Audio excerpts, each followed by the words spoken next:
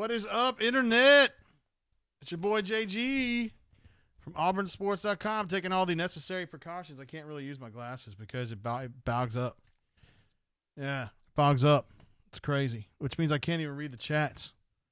So I'll put them back on. Word, guys.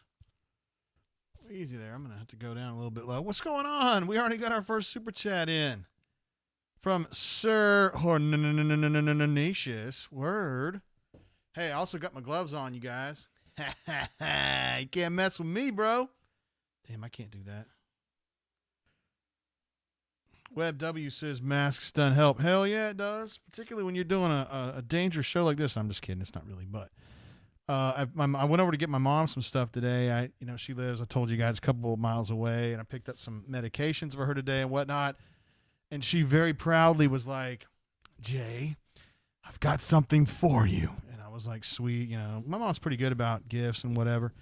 And she gave me a big bag of masks, which, I mean, is cool now that the president said today that the CDC suggests that we use, not necessarily this is not really like a hospital mask, but use masks or use face coverings or mouth coverings or whatever word they use, whatever diction they used.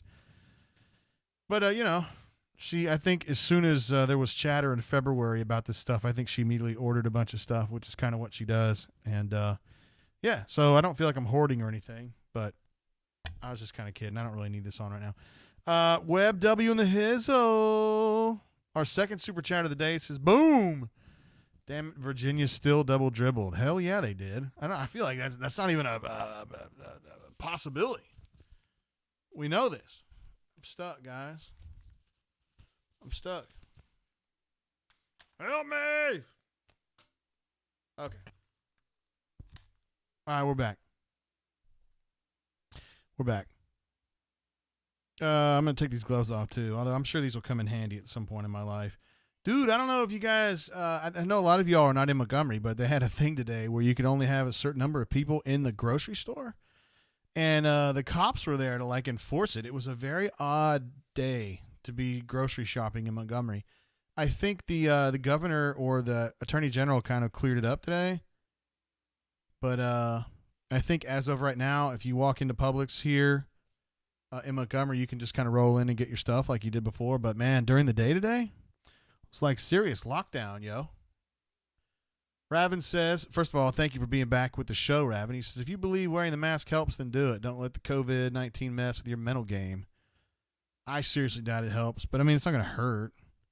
And I'm generally against wearing a mask, period, but I'm probably going to do it next time I go out somewhere where there's going to be people. I don't know. I just don't want to get it, man. I'm trying to stop the spread the way that Gustav told me to do. BP, Butch T, et cetera, Alan Green, others. Let's see. Raven says it's coming in hot from the JOB. Hope you're having a good day at the work, bro. Hornatia says he would make out with AU Law 20. That's creepy. But that's cool. I mean, whatever you guys do in your spare time is, whatever happens. Raven says, is ABC being classified as essential? Yes. I can only speak for what's going on in Montgomery, but half the ABC stores were shut down. The other half, you basically go in the door. Yeah, there's like a line. They can only have 5 people in the store at a time. I believe it's 5. And then you have to tell them what you want, and they'll get it for you, which kind of doesn't work for me because I like to go in and see what they have, and then I make a choice based on the hierarchy of the things that I see on the shelf. So it's kind of a bitch when you're like, oh, I don't know.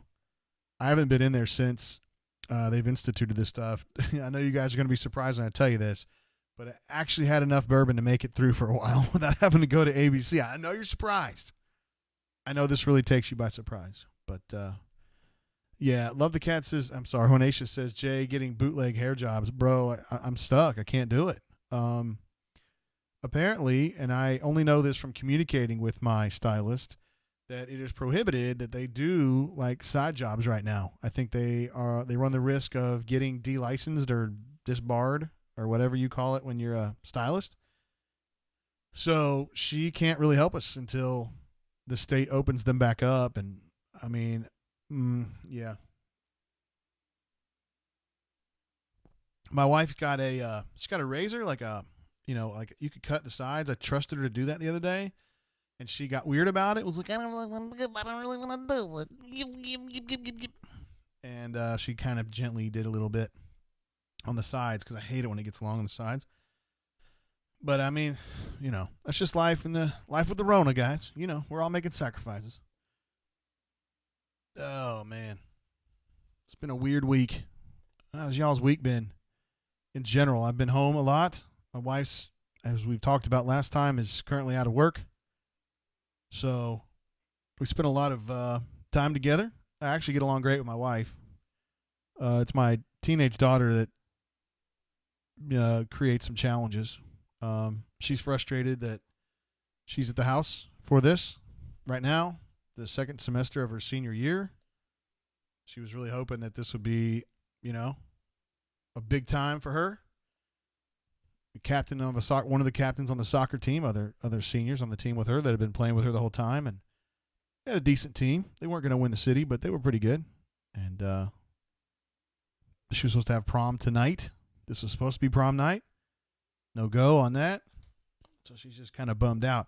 I do want to say that we had a family huddle 2 nights ago to go through. It was time to make a decision about college. And went through the pros and cons of each of the remaining schools. We did Transylvania, South Alabama, Auburn, and Ole Miss. And a decision was reached tonight, just about an hour and a half ago. But I don't want to say what it is because she had talked about wanting to come on the show. I know there's like 2 of you that care, but she talked about coming on the show and making an announcement like that. So I don't want to steal her thunder. But, yeah. Situations change a little bit, guys. No doubt.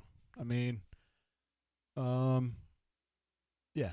I don't know if she wants to go as far away from here as she did maybe. 6 months ago, pre-virus, I don't know. Maybe that trailblazing spirit would have carried her a long way away. But in this post-virus world, and I know someday we're going to go back to normal and we're going to get a vaccine or some totally cash money treatment that works great.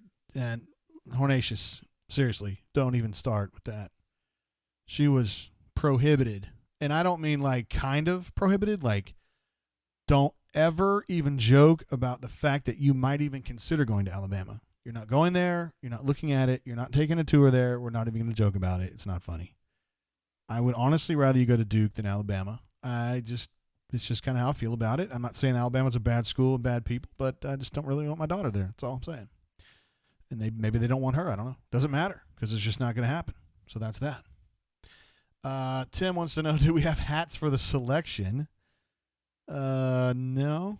No, we do have refrigerator magnets, which we had been kind of ranking based on where my wife and I thought she would end up. And I actually lost, now I think about it. My final answer did not win, but that's cool. I'm really supportive of her decision, and I think she's going to do great there. So there you go. I'll leave it like that. For the 2 or 3 of you who give one shit at all, we got Gustav on a video conference this morning. I think it was 11:30, so it was like late morning, and he's pretty interesting. Gus, I told you guys he'd been kind of chilling out a little bit, like he'd been a little more relaxed. Those of you who listened to the audio show, although it was actually a video show, but I taped it audio-wise so you could listen to it in the car or whatever. But those of you who saw that on the front page or on the message board heard a kind of a fun Gus. Like he was joking about Carol Baskin, one of the bad guys. Well, they're all bad guys, but one of the bad guys in Tiger King. She had killed her husband. and he was joking about that and stuff. So he was showing some humor. Gus really is. He can be kind of funny. It's a very dry humor, but it's funny. AU Taxman says, Jay, are you satisfied? Or I know you're not satisfied, but are you good? Look, man, as far as the school goes, it's just kind of wherever. I mean, if she thinks she's going to be happy there, I'm good. As long as it's not Alabama or Duke. But it wasn't, so we're all good. Also changed, I've been showing the basketball schedule the last few times we've done the show. And I switched it to football this year. And I went ahead and added the Gus Bowl designation for the Arkansas game. I'm sure you guys understand. And I just wanted to put that up because that is technically the next big thing we've got ahead of us. And I've told you guys before, I'm definitely on the optimistic bandwagon. I think we're going to have football, and I think it's going to be great. I can't necessarily say that they're going to play Alcorn State on September 5th, but I would not be surprised to see. I would be surprised if they didn't play football this fall. I would just say it that way. Do I think they're going to play a full slate? I don't. But they're going to find a way to play football. I think it's just, it's a long way off. We got great things that are going to happen between now and then, and it's going to be okay.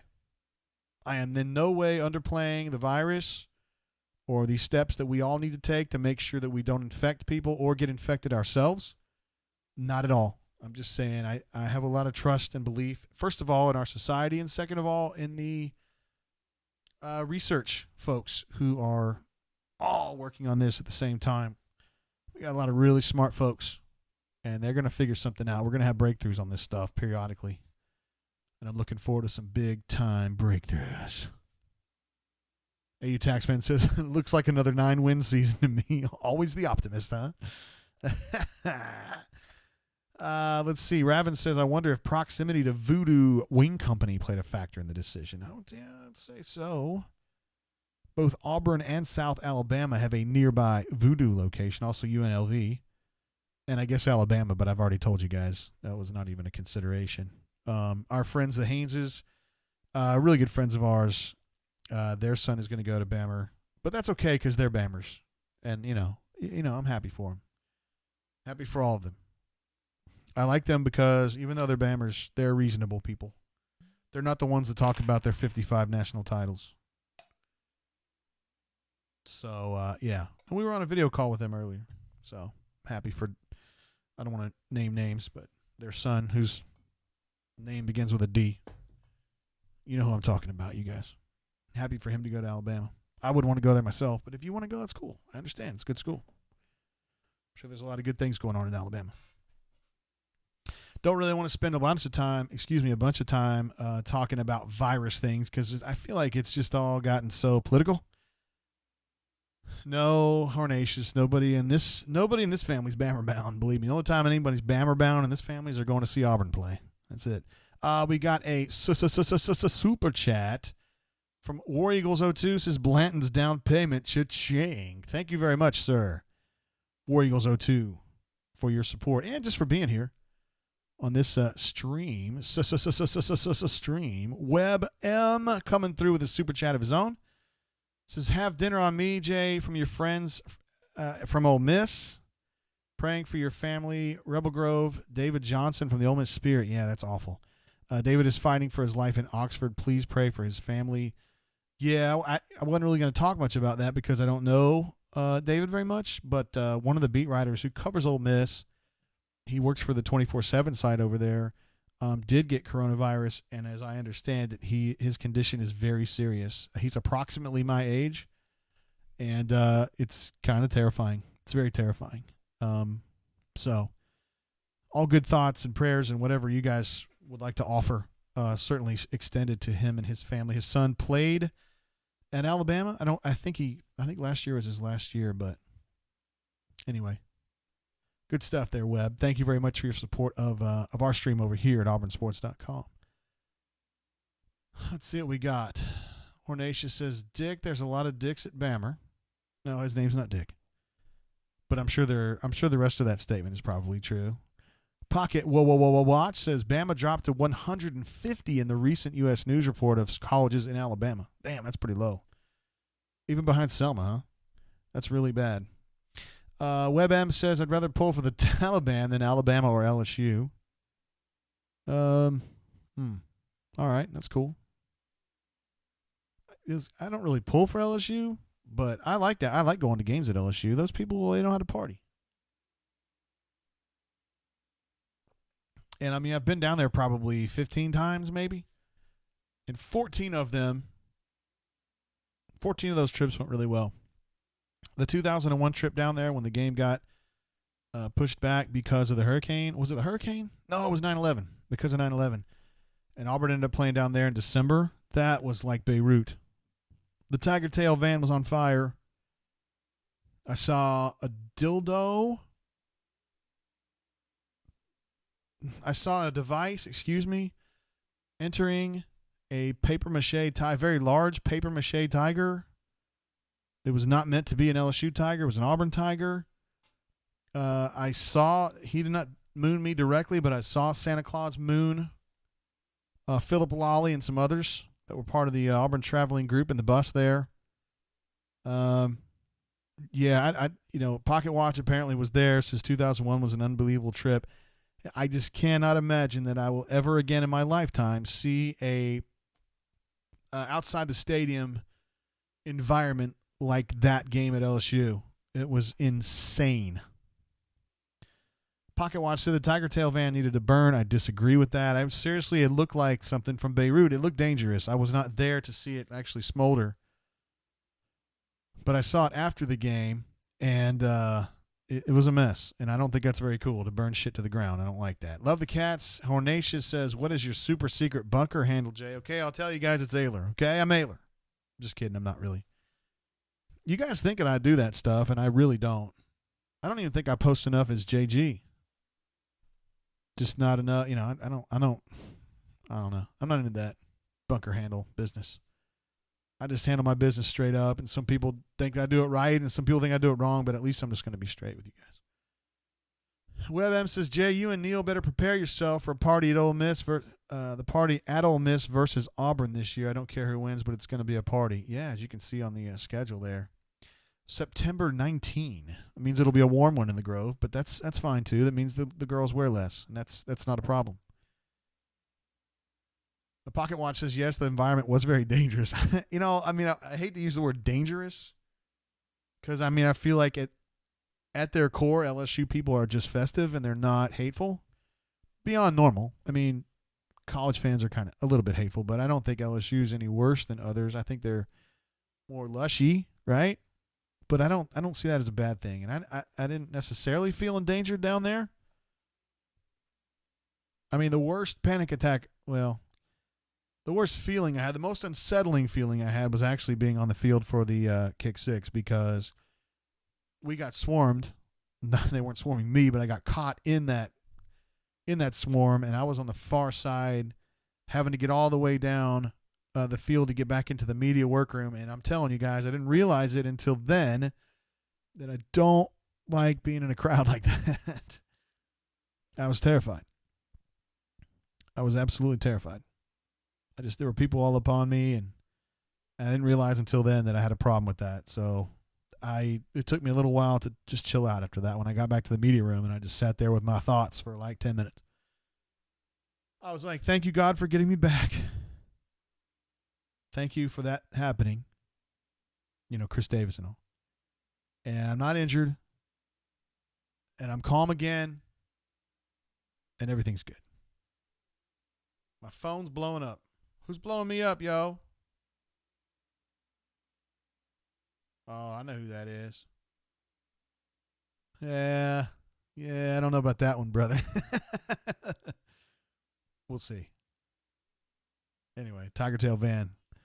Yeah, I got you. I don't want to say who this is, though. I'll just say it's, I could say who it is on the bunker, right? It's D in Atlanta. Texted me there. He thinks he's got some inside information on where my daughter's going to school, but I don't want to spoil it just yet. Carrie J says, War Eagle from Nashville, Tennessee, a great town. Great town. God bless and protect everyone. Great message there, Carrie. Appreciate you being here. And Pocket Watch, still talking about the LSU game. Says dangerous is accurate. Again, I think the LSU folks are just lushes. I don't think they're dangerous, but that's cool. Hornatius says he saw a porta potty knocked over with a chick in it at LSU. That sounds bad. I don't think I would enjoy that, nor did you, nor did she. Although maybe if I was a bystander, it might be funny. I'm saying it could be. I'm not advocating that. I'm just saying it could be funny. It could be funny. Dadgummit, I got a call already. Did I miss a call already? Yeah, I missed a call already. I'm sorry about that. It's somebody who called us from the football season because I could see you called before a long time ago in October. So I'm sorry that I missed that. Sometimes when I got this thing all set up, I miss the calls. I will not do that this time. That's my guarantee.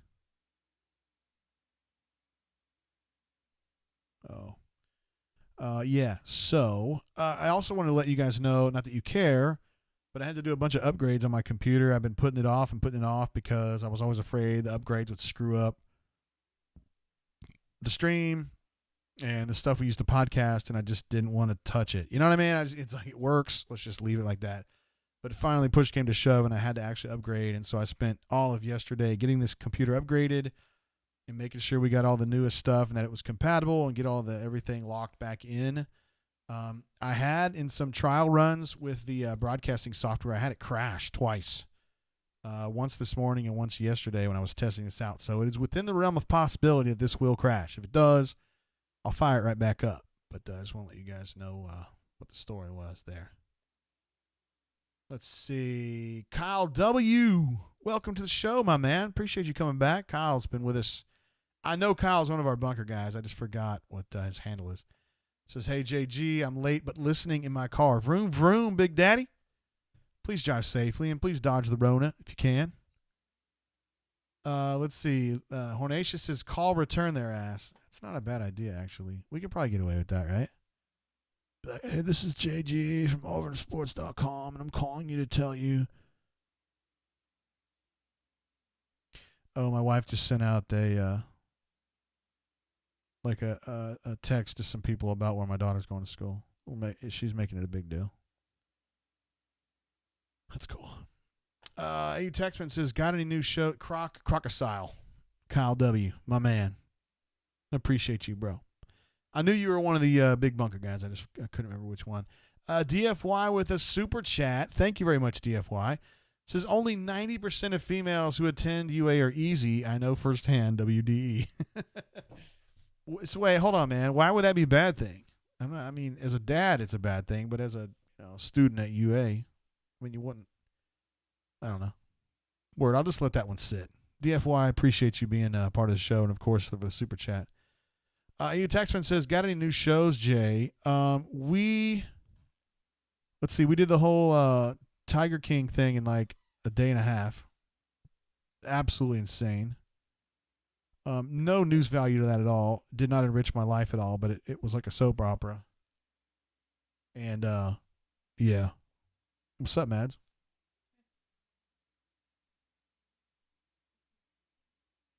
What? Why are you coming back later? You can come right now if you want to talk about it. All right, this is my daughter Madison. You guys remember her from the show? She's been oh my god, sorry. She's been with the show before. Hey, what's up, Maddie? Hey, what's up? Everybody's dying. Oh my god. Oh my god. Sorry guys. It fell down. Everybody's dying to know, Madison, where you're going to go to school in the fall. I told them that your finalists were, let me think now, Trancey, South Alabama, Auburn, and Ole Miss. Mm-hmm. All got a sniff. Yeah. Where are you going to go to school? South Alabama. She's going to go to South Alabama, ladies and gentlemen. Mobile, Alabama. I'm wearing my South shirt. She's wearing her South Alabama shirt. I know this is a difficult decision for you. It's a decision that took you the better part of a year. What are we doing? Oh, somebody said Bammer. I told Hornatius you were not going. You wouldn't even. I wouldn't even. Is it true? Yeah, he wouldn't let me apply. I mean, not even like. No, we're not even going to joke about it. So right. she's going to go to South Alabama, and you're going to study emergency medicine, and you're going to be I'm studying biomedical sciences. biomedical sciences, like I said, and you're going to with aim on being an emergency room doctor, right? Yep. All right. So we got Voodoo in Mobile, right across the street, and yeah, that's true. should be fun, right? Yep. Ooh, my fault. All right. Good time had by all. All right. See y'all. You want to give a go Jags or whatever? Yeah, go Jags. I will, so they can see it. Yeah, go Jags. They're great in football, really, guys. All right. See you later, Dad. There we go. We got some Mobile folks on the show, so they're going to be really happy for you. Sorry about that dropping the dang camera, you guys. That's terrible. I don't know what happened there. Dang, that was weak. That's a very rookie move there, wasn't it? Rookie. You're a rook, JG. Yeah, well, stuff happens sometimes. I'm sideways now. There's really no way to fix that. Anyway, yeah, South Alabama. She's doing that. I don't know, like I told you guys, man, like the fact that this Rona thing came through, and I know in a couple years it won't matter anymore, maybe, probably. But closer to home ended up being a good thing, and she got a great scholarship offer from there, and they've got exactly what she wants to study. They have a simulation hospital there. They have 2 hospitals in the South Alabama system. You know, she really wanted a school that had football, and Transylvania did not have that. Obviously, Auburn does, but I think ultimately Auburn was almost too close to home. And Mobile, 2.5 hours down the road, gives you a little bit of space. AU Taxman says, maybe now Jay will make his triumphant return to WNSP. Yeah, I don't think that's going to happen. Do you think? They got really mad at me with the way that I signed off the last time that I was on that show, on that station rather. So I don't think that's going to happen. Even though those of you who listen to the show, Mark Heim is a big-time hitter on that show, and I love Mark Heim. Me and Mark Heim came up together. We were rookies at the Montgomery Advertiser back in the 90s, and he is a really high-quality individual, and I cheer for him all the time. He does an awesome job. I don't know why he never asked me to be on the show. Maybe he just thinks I'm a turd. I don't know. WebM says, did she get the guaranteed med school option? She did not. She was a finalist. She did not actually get one of those spots, but she's still, again, really happy with the scholarship offer at South. And then, of course, she can continue to study biomedical sciences. They have a really nice program there. She had a great time when she went both times. Well, actually 3 times. And I know I don't think I'm giving away any not outing anyone to say that a bunker member's wife was her primary recruiter for South Alabama, which didn't hurt. And by the way, she did a great job. Her name is Catherine. She does a tremendous job on behalf of South Alabama, recruiting kids in the Montgomery area. So, yeah, no doubt. Let's see. Hornatius says, my 12-year-old son said he wants Maddie to be his sugar mama in 15 years. Oh, my. Oh, my. Michael T. is in the hizzle, giving us a loud brain drain when he enters the room. Word. Yeah, I don't think I'm going to be back to NSP. I have concerns that they have no interest in me. Chris M. says, Rebel Grove grad checking in. Keep those jeans high and tight, JG. Thank you for being on the show, Chris. You know I love my friends at rebelgroves.com with Chance and Neil McGreevy. 2 of the best. 2 guys I consider friends, although I don't think Chance considers me a friend of his, but that's okay. That's okay. I thought we would bond over our shared eye problems, but it didn't really turn out that way, did it? Oh, yeah. I even sometimes, I'd say about once a week, I jump on there. They do a daily show, like the Oxford Exxon podcast, and I jump on there and try to chat it up. I know Georgia Rebel's on there a lot, and golly, I know Avery's on there a lot, is who I see on the show a lot of times, so yeah. Andrew B says, hi, JG. Can you hook a dude up with some TP? No, man, I don't have any. I don't have enough for me.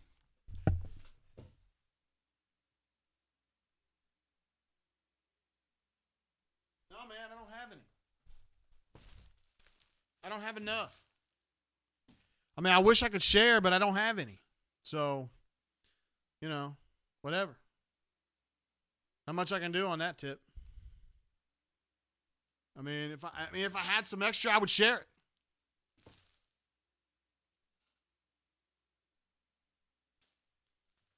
it. Yeah. If I had some, I'd share it, guys.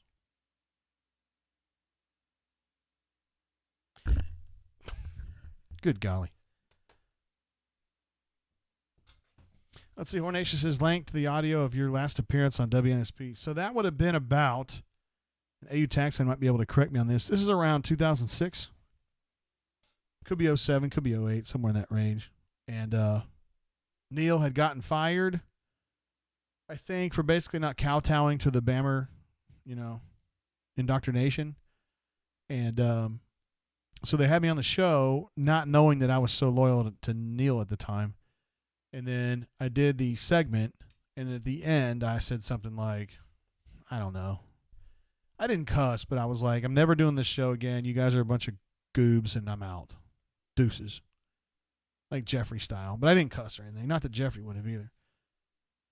Let's see. StewPup74. Thank you very much for the super chat. You're always here for us, bro. He says, congratulations, Madison. Here's some drinking money. She's a little young for that, Stu Pup. I'm just saying. You still got a few years on that, right? She's almost 18, though. She turns 18 this month. She's going to be quarantined for her 18th birthday, which actually is not that bad of a thing, really, from a dad's perspective. Hornacia says, have you been spray tanning, Jay? Dude, they closed those a long time ago. I do go out every single day since my gym is closed, which sucks. And I told you guys before, I love running up and down the soccer fields at my local YMCA soccer complex. They kicked me off the fields like last week. They were like, hey, you got to get out of here. And I'm like, looking around at the fields, and there's not another human being except me and this dude. It's like,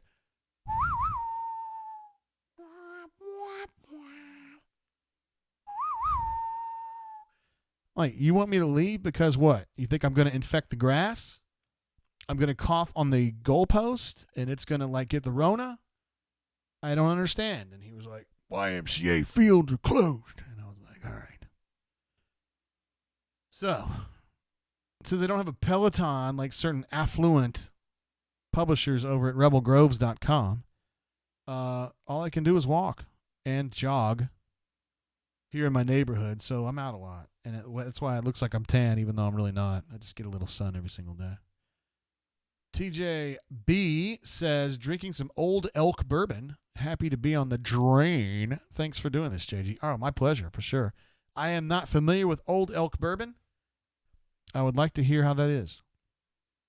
I am always up for new bourbons. WebM says you need to have a G-Pits daily, as it would be very good and have a massive following. Yeah, I don't know if that show's really intended to be daily. It was funny how that whole thing came together. We talked about it for years before it started, and it wasn't until Cathead got involved that we actually put it together. And then we kind of phased into ACS, which is who we work with now, a really interesting company that's doing great work in Baldwin, Mississippi. And we kind of talked about it on the show last time, but Cathead's coming back. Cathead is going to be back with us, I think, this next show on Sunday. We are going to, you guys are getting some scoop here. We are going to be announcing that Cathead's back with us. And, of course, I've got some Cathead Old Soul with me here tonight. Love those guys over there. And I'm really cheering for them. And this is a really tough time for any small business, including Cathead. But they're doing some awesome stuff. You guys know about it over there on the Old Miss site where they're making sanitizer now, which is heroic in my opinion. So there's great people doing good work over there. Canoe Man says, nice spray tan. Nope, I promise that's not true. AU Taxman says, we're going back to WNSP, they really did Neil wrong. He was by far the best thing on that network. It was Neil and 12 hours of Lee Shervanian. Lee's all right. Lee's cool. He's all right. Corny says he saw Good, Bad, and the Ugly on Netflix today. Was so happy. Wow, that's a good one. I need to see that. I saw, and this doesn't have a whole lot to do with Good, Bad, and the Ugly, but I saw this is like 2 or 3 weeks ago. I had this vision of a film that I had seen years ago starring Clint Eastwood, who was in The Good, the Bad, and the Ugly, from like the mid-'80s, where he was I know it's going to shock you, like a Marine instructor, and they go and they save some students in Grenada. And I forgot the name of the film now. But anyway, I got to see it on one of those streaming services, and it made me so freaking happy. The movie's very forgettable. It had Mario Van Peebles as the rough and tumble Marine. And then, of course, Clint Eastwood is the gruffy, Sarge. I'm Gunnery Sergeant Hartman, your senior drill instructor. No, he wasn't actually Gunnery Sergeant Hartman, but he was the same kind of guy. Anyway, I really enjoyed it. I don't know what that has to do with Good and the Bad and the Ugly, but that's what we do on this show. We just kind of babble. Let's see. Corny says, I think Jay is basting himself with butter, Kramer style. Basting. Oh, man. Chris M says, Cathead was going to have a single barrel release per a source, but that seems like it has been pushed back some. Yeah, I would definitely say that's it's been pushed back a little bit. I mean, obviously, we're all cheering for Cathead because I know that, Auburn people probably don't know much about Cathead because it's in Jackson and it's Heartbreak Ridge. Becky H. Way to be. It's exactly what that movie was. Heartbreak Ridge. And Corny also came up with that. Wait a minute. Corny, do you know Becky? Are you guys friends? How in the world did that y'all come through on that? It's crazy.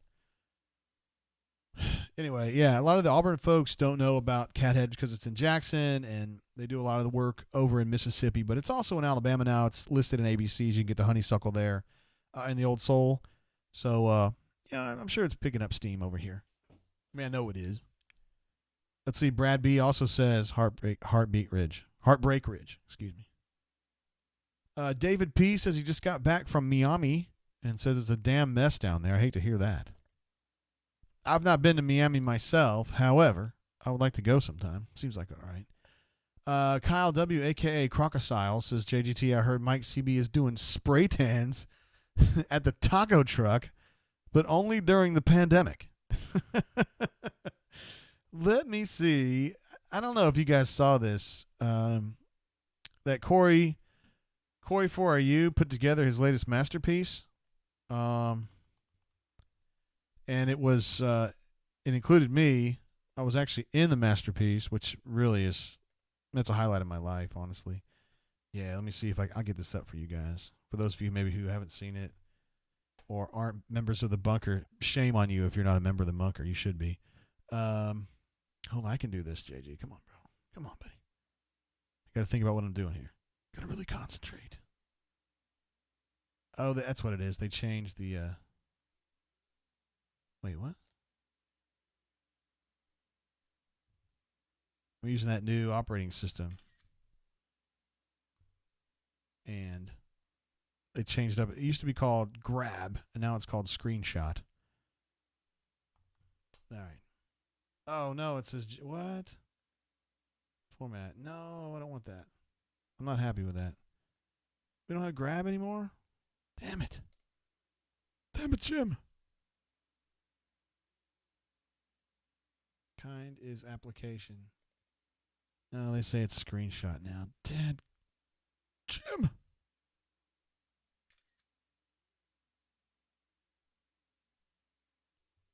Can I save that? Oh, man, what a bummer. Well, anyway. Hold on. I know I can get this done. Dadgummit, I know I can get this done.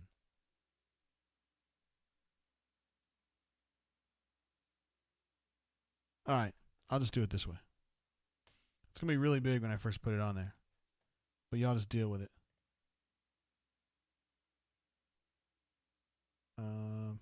That's not what I'm looking for. That's not what I'm looking for either. This is a scintillating video, I know. I'm just telling you, like, some of the things changed when I updated my computer, so it's like it's not the same exact machination as it used to be. It's very much of a bummer. I'm upset. Anyway, this masterpiece is absolutely brilliant. It made me so happy. Corey's the best. I mean, he's the best in the business. I just can't find it on here, guys. I'm really bummed out about it. Browser. No, I don't want that. I really don't want that. What is that? You added a browser source? Set the URL to the page you... I can't do that. Man, y'all asking me too much. See, if a younger person could do that very easily, but not me. Look at that. You dirty... All right, I tried, guys. I failed. Anyway, the masterpiece was absolutely brilliant. And it had a picture of me on there, and it had my hair messed up. Where it was dark in the front, and it was light in the back. Although Corey had me with a mullet, it looked like. And I don't really have a mullet. And then for whatever reason, Mike was very excited to see me. We'll put it that way. I'm offering him money, and Mike's very happy to see me. Put it that way. And Mike's just standing outside of his truck, and it says Mike's Tacos and Anal Bleaching LLC. And it's Mike saying to me, "Let me guess, JGT, frosted." Dude, I had tears in my eyes. I mean, Corey, every time Corey puts out a masterpiece, it's absolutely brilliant. And I don't know if that was the funniest one he's ever had because he's had some really funny ones. The one he made for when Rhett left, and they had the trophy cabinet that had nothing in it, and then it was like Rhett and Gus crying on each other. It's really funny. It made me laugh. All right, I'm sorry. I wasted all that time trying to get that up, and you guys didn't even get to see it. I apologize for that. AU Taxman says, don't forget the Hoodoo Chicory Liqueur. No, I certainly wouldn't. I've got a bottle and a half of that downstairs that we break out for an after-dinner bev sometimes. It's got a very much a chocolatey taste, kind of a heavy drink. And those of you who may remember when we did a live show over at Cathead a couple years ago, I had never heard of chicory liqueur until I got there. And I started drinking it, and it was so good that I kept drinking it, and I got drunk as shit on the show. Stupid. I didn't eat before I went over there. It was really dumb. Andrew B says, JG, what's the monthly dues for the bunker in Charmin? I'm thinking half a Super Bowl is more than fair. Well, listen, man. In these tough times, I'm willing to barter. So if you do have an excess of toilet paper or some masks, I mean, hit me up. Let's see what we can work out. Because you never know. You never know. AU Taxman says, speaking of Corey for AU, he is our AUR Picasso. He is indeed. He really knows how to use that MS Paint, and he makes that stuff just absolutely sting. David Peace is Arkansas, parentheses, Gus Bowl. I'm glad you like that. I'm glad you like that because it made me laugh too. The Gus Bowl. It's a big deal. Let's see. Ed D, what are your thoughts on the change of the schedule? Well, okay, so they did change it. And by change, I mean that they were able to break up the Georgia and Alabama games, which are together, as you guys know, both home and both away every other year. And now, this coming year, Auburn was due to go on the road twice, but now they play Georgia on October 10th, and they play Alabama late on November 28th. So that's good. They were able to split that up. But the downside is now they had to play at home against LSU right before the game at Alabama, which it's almost like the SEC said, well, I'll tell you what. We'll give you a little bit of relief, but I do mean very little. So this scenario that you're looking at right now on the football schedule for 2020 is literally the only, like, of all the possibilities that were better than they had before, because it was really bad before. This is the least better, right? It's just incrementally better, but it is better. I mean, you still don't want to play at Georgia and Alabama back-to-back. And truth be told, I don't know how good LSU is going to be this year. I mean, they were beasts to the Midway last year, but I don't know as though they're that way now because that fella by the name of Joe B, he bounced. So I don't know. Are they going to be like Southern Cal was when Carson Palmer left and we all were like, nah, no big deal. And then Matt Leinart came in and beat that ass. I don't know. I haven't paid enough attention to it. I've kind of checked out on LSU lately. Oh, man. Corny says, JT, wasted time trying to get that up and you couldn't even see it. I know, man. It's not the first time I've said it.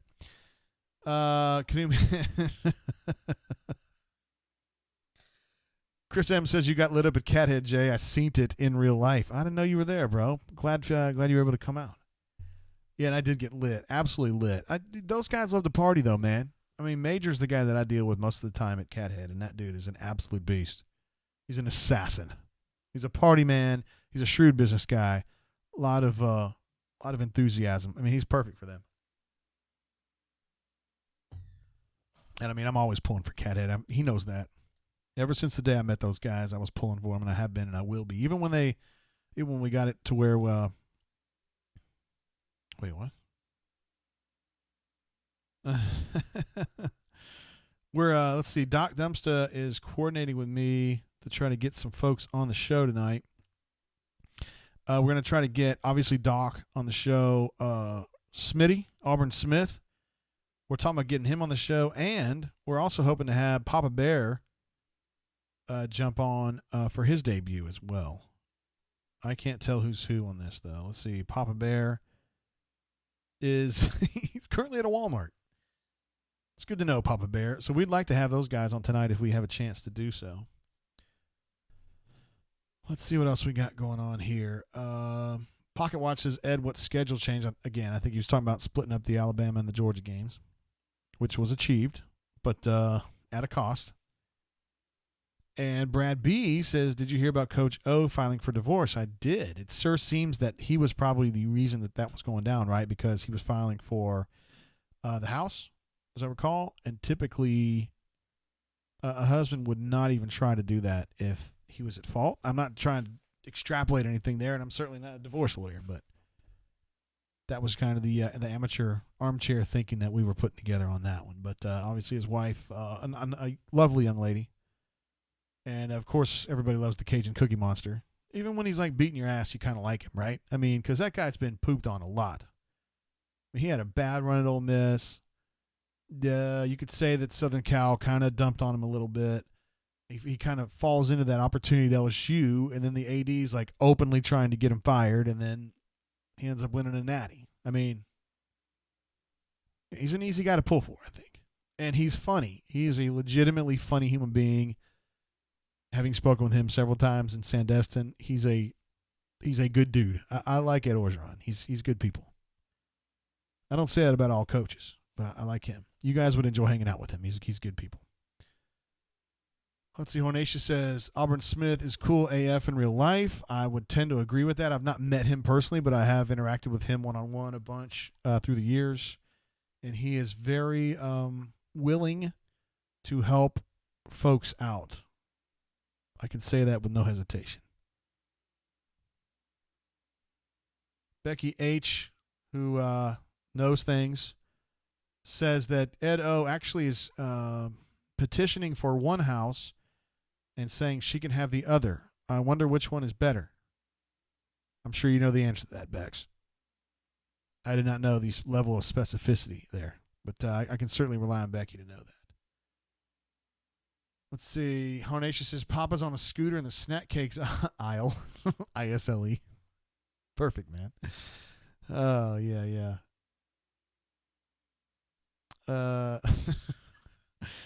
Let's see. Ed D says over under 15 balls caught after 15 yards for Anthony Schwartz. Man.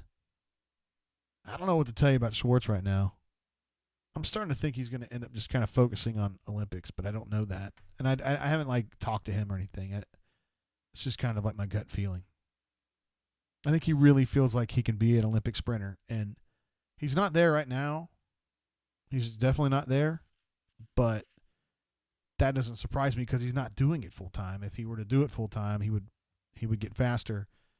Would it be fast enough to get the Olympics? And if you forego college football to focus on the Olympics and then you don't get it, then you've really kind of missed, you've kind of tripped up, right? So it's a tough situation for him. But he's a very level-headed, calm dude. Yeah. So I think he'll make the right decision, whatever it ends up being. We got a call coming in from the 770. Let's see what we got here. Hey, caller, how you doing? Welcome to the show. I'm doing pretty good. How you doing? Ruxpin. What up, bro? Not much, man. How you been, JG? Well, I mean, we've been waiting for you to call in, so honestly, I'm really glad to hear your voice, brother. How you been? I'm good, man. Behaving yourself? I'm just in corn. Yeah. Yeah, I'm doing all right. I'm just trying to take it easy in quarantine and not drink too much. I feel like I'm getting fatter by the day. If I come out of this thing 10 pounds heavier, I'll consider that a victory. They're calling it the Quarantine 15, Rux. I hope that you don't succumb, my man.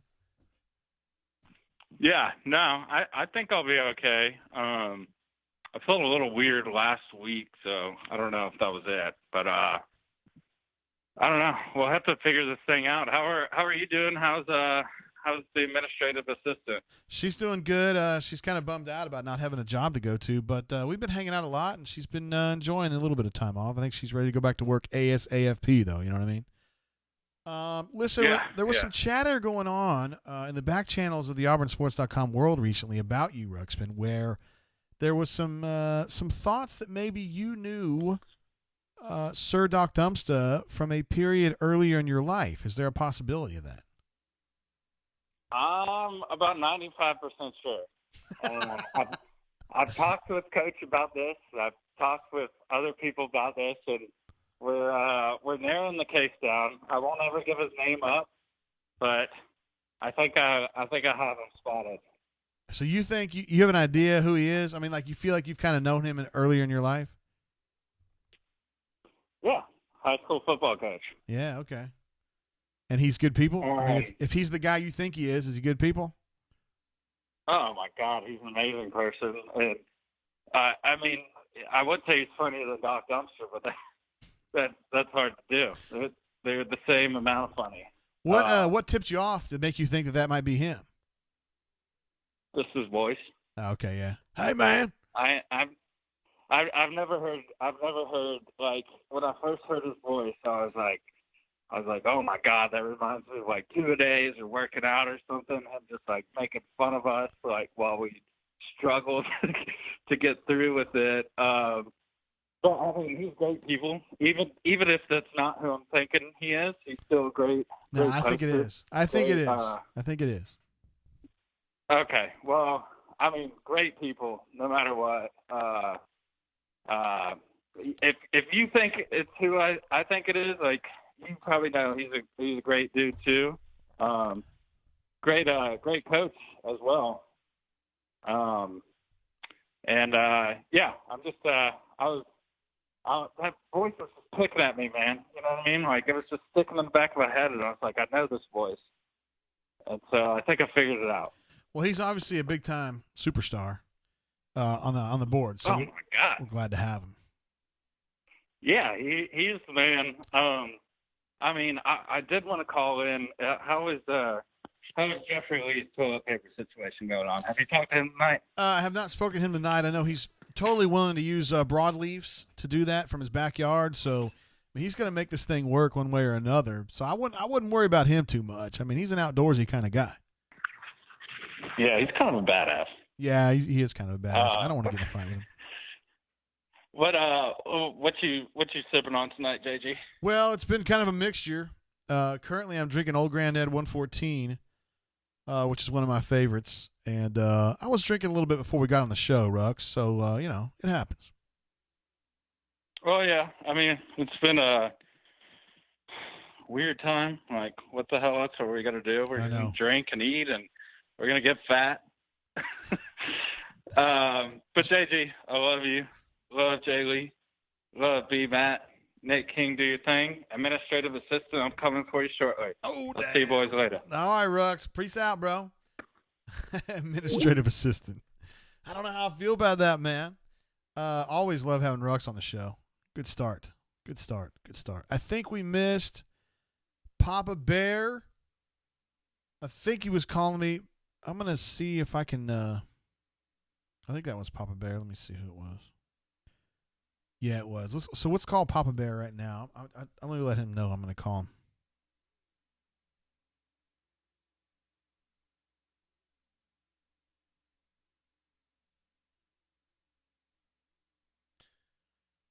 I want to give him just a minute to let him know. Papa Bear, as you guys know, CJ3131 from the bunker is one of the all-time greats, and we've never had him on the show. We love him, we adore him. Everybody, if he meets my wife, I'm going to be terrified that she's going to leave me. I mean, he has that kind of effect, and he definitely understates it. He doesn't want you to know how much of a boss he is because he's just he's raised that way. He doesn't want to talk about himself. But he's an accomplished human being, and he's an absolute beast, and we're glad as hell to have him at auburnsports.com. Can't wait to get him on the horn. Christian C. in the house says the GOAT JG. I don't know if you're referring to me or if you're referring to Rux. But somebody's the GOAT here, and it's definitely appreciated. Somebody's making a reference to Bo is great. Oh, he's in the house. Bo is great. Power Man, is it true that Fig's wife listens to the Brain Drain every episode? Of course it is. Bo is great, he says. So glad to hear that. Kyle W., a.k.a. Crocodile, says, I love some Ruxpin, don't we all? Corny says the doc sounds like Shane from Centerpoint. Rest in R.I.P. in peace. Well done. Oh, my goodness, Ruxpin. Whoa. A huge super chat from Ruxpin says, this is for the administrative assistant. Wow, I'm going to have to let her know that. Let me text her and let her know that she's been super chatted. Oh my goodness. I haven't texted her in so long because I'm always standing right next to her.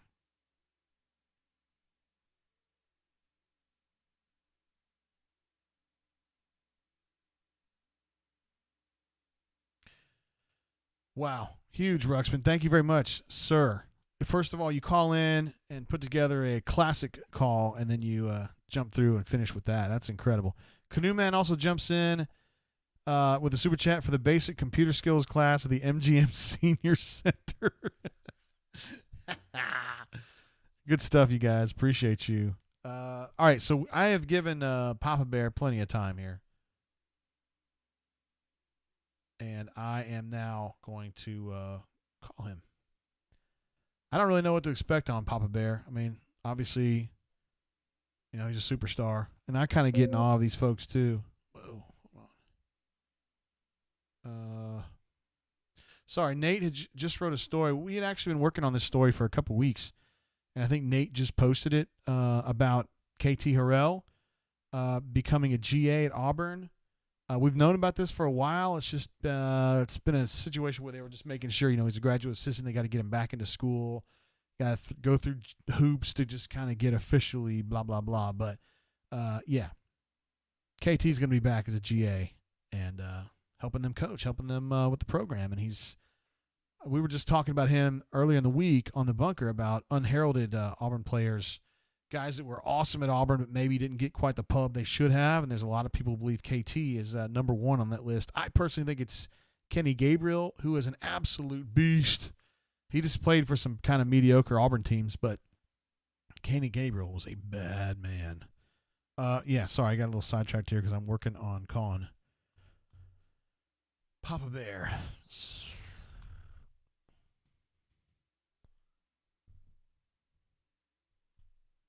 All right. Here we go. All right. Right on. Your call has been forwarded to an automated voice messaging system. What? Well, I got to hang up quick before he says his name on there. Get off the phone, bro.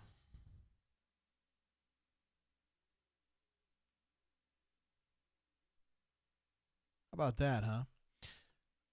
Let's see. Kyle W says, that was my post, JGT. I'm a Twitter sleuth. How about you, Crocodile? All right. Good work, man. Good work. Good work. Sylvester Molester is in the house. $1 to Russ47. Says, late to the party, been getting the sex, SECTS, Cliffs, please. We've just been babbling like we do, drinking and babbling. We also had Ruxy Poo on. Whoa, I don't need that. Alexa was like, I'm sorry. Siri was like taking everything I just said and like making that a text. So we were babbling about stuff. Oh, my daughter announced that she's going to go to South Alabama. You probably don't care about that. And then we had Ruxpin on the horn, getting things started as only Ruxpin can. At least a quarter drunk and generally in a good mood. Always in a good mood. Corny. I can't say that on the show, but that's pretty damn funny, by the way. Administrative assistant. Did you see that? Yes. Is that for my unemployment funds? Yes, that is. Ruxy Poo was giving to your unemployment fund. Yes. So he said specifically that is for the administrative assistant. So. Appreciate it. She says she appreciates that, sir. Thank you very much for that, Ruxy Poo. Ed D asks, how is Malzahn doing with the Zoom coaching? Can you imagine? How's it going? So what you're going to want to do there is you're going to want to make that throw. And you want to kind of loft that over to safety. I can't imagine that that's really useful, but you got to do what you got to do. Sylvester Molester says South Alabama's badass. Jay, congratulations, brother. Thank you very much, sir. Pretty fired up about it. I think it fits her well. She really wanted a football team. And I know South's is not very good, but they've got a brand new stadium opening next season. And, it's legitimate football. They're not a very good team right now, but they're in the same conference with Troy and the Raging Cajuns and whatnot. So she would have the experience of that. Whereas had she gone to Transylvania, there's not much going on there sports-wise. And then I think she just felt like Auburn was so close. She knows too many people at Auburn. I realize, and I've explained this to her, that she knows maybe 0.001% of the population there. But in her mind, she knows tons of people there. So she just kind of wanted to go somewhere else. We're going to try Papa Bear again and see. I told him to get off the phone. There Your we go. call has been forwarded to an automated voice messaging. He did it again. I told him to get off the phone.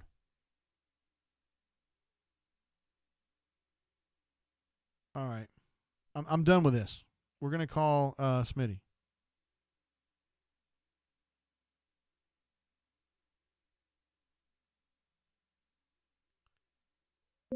Oh, dang. Sorry, guys.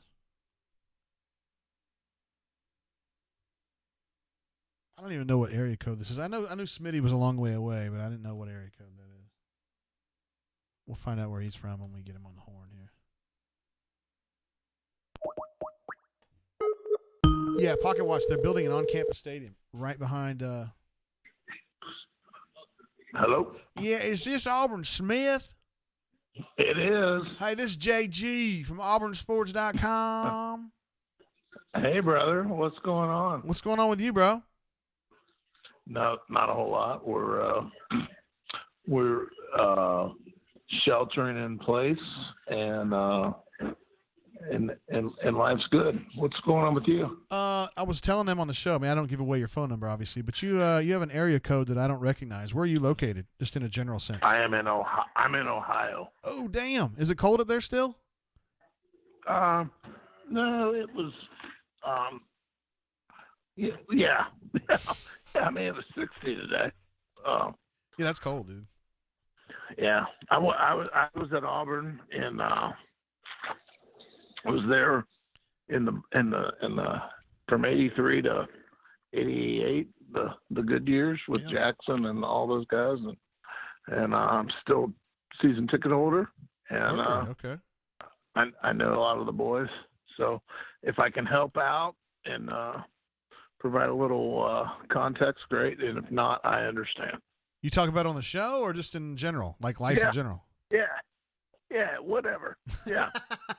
Well, we're obviously glad to have you on the show because you're a bunker legend, and you're a legend not only because you're funny on the bunker, but I know you do a lot of things behind the scenes and just to kind of help folks, and I know you're very enthusiastic about just helping folks behind the scenes. We'll put it to you that. I try. I mean, that's what life's about, man. I mean, it all comes back to you. Yeah. And you usually kick it with knotted shorts and Bo is great, and who else? Yeah, we got on there? Bo is Doc, and Doc, of course. and, yeah. Papa Bear. And Papa Bear and I were fraternity brothers way back when. No doubt. I know Gary. I know Gary Seven. Gary Hooter. Oh, Hooter 80. Got you. Okay. Even when he can be Hooter. I've met. I know Mike CB. I know Hop and Bob. I know some of these guys that are just, okay. I mean, the younger groups. I'm an '88 grad, and I know Fat Ray, who doesn't post that often, and I just, I got out of there in '88. I've been a season ticket holder ever since. Even though I live in Ohio, I give my tickets to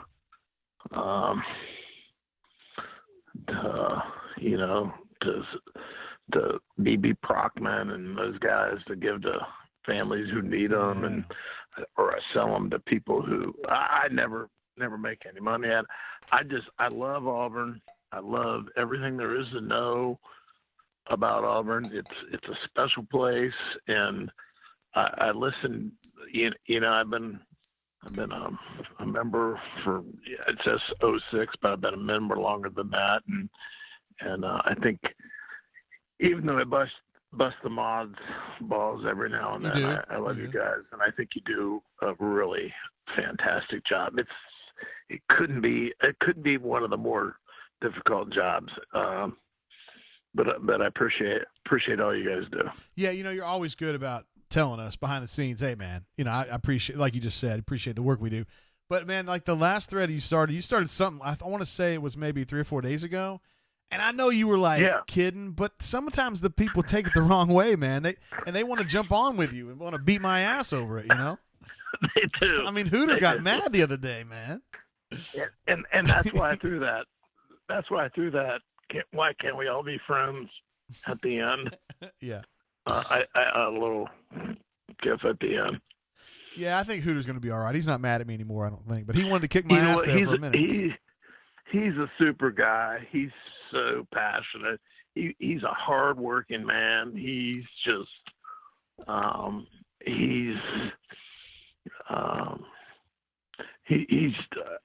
I've only met him a couple times, but he loves Auburn. He really is a hardworking guy, and just the kind of person that you definitely want in your back. Tell me, can you encapsulate in just a few sentences how you feel about Gus Malzahn? Is he going to get the job done eventually, or is he not going to get the job done? You know what? I think Gus is a great man. I don't know that he's a great coach, and I think I'm a pretty big fan of our athletic director. Yeah. I think he's the kind of guy that will at some point make the hard decisions. You know, with the world we're in right now, with how difficult can recruiting be? I mean, and you know, you've got to find kids that believe in the program and school right now, and I think we'll see in the next year how well our coaches have sold the program. Yeah. Especially when the kids can't be on campus, you know? Yeah, you got to really get down elementally with them, you know? And they're doing these virtual tours now. I mean, it's so far beyond my head, you know?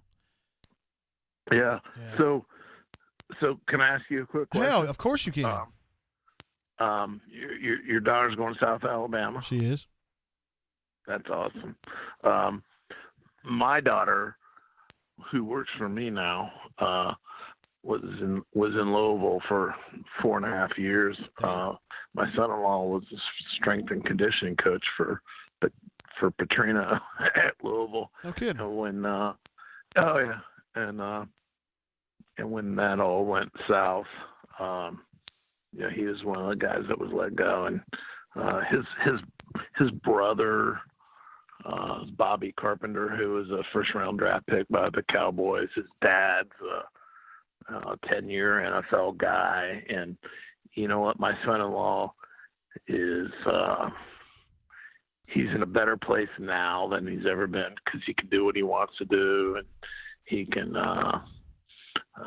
But man, he loved Louisville. He loved Kentucky. He loved Lexington. My daughter, I've got a $25,000 Lexington basketball sweatshirt. That's what I call it, because she went to Lexington for a year, and all I got out of it was a sweatshirt. Beautiful sweatshirt. But man, I love it there. One of my best friends is a Transylvania guy, and yeah, that's good people right there. I know that. Yeah, and I don't know why I'm telling you all that. Just, it's cool, man. It's just cool because I can. That's what we're here for, bro. Yeah. Auburn Smitty, you are one of the absolute superstars of the bunker. Everybody adores you. You're an absolute beast, and appreciate you coming on the Brain Drain, bro. You know what? There's so many great people there, and I just hope everybody stays safe. I hope everybody stays healthy, and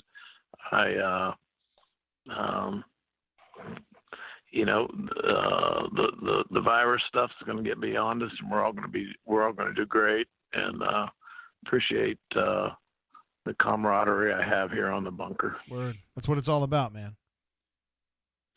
All right, Smitty. Take care, bro. All right. Thanks. Behave yourself. You too. All right, Smitty. Auburn Smith, ladies and gentlemen. One of the true superstars of the bunker, and making his debut here on the Brain Drain after that's probably our 30th show. Awesome to have him on the horn. Like he said, an Auburn guy at heart, no doubt, living up in Ohio in enemy territory, so to speak. But we're glad to have him on the horn. We got a call coming in. Hey, caller, how you doing? Welcome to the show. What's up, Jay? How are you? Word, if I got Power Power Man. Man? Yes. What up, bro? You do. Nothing. The kids wanted to hear me on the iPad, so figured I'd call in. What's up, Power Man? How you doing, buddy? Hey. How was your week, brother? Were you doing all right? It's been fun. It's been fun. It's we're trying to settle into routine, and I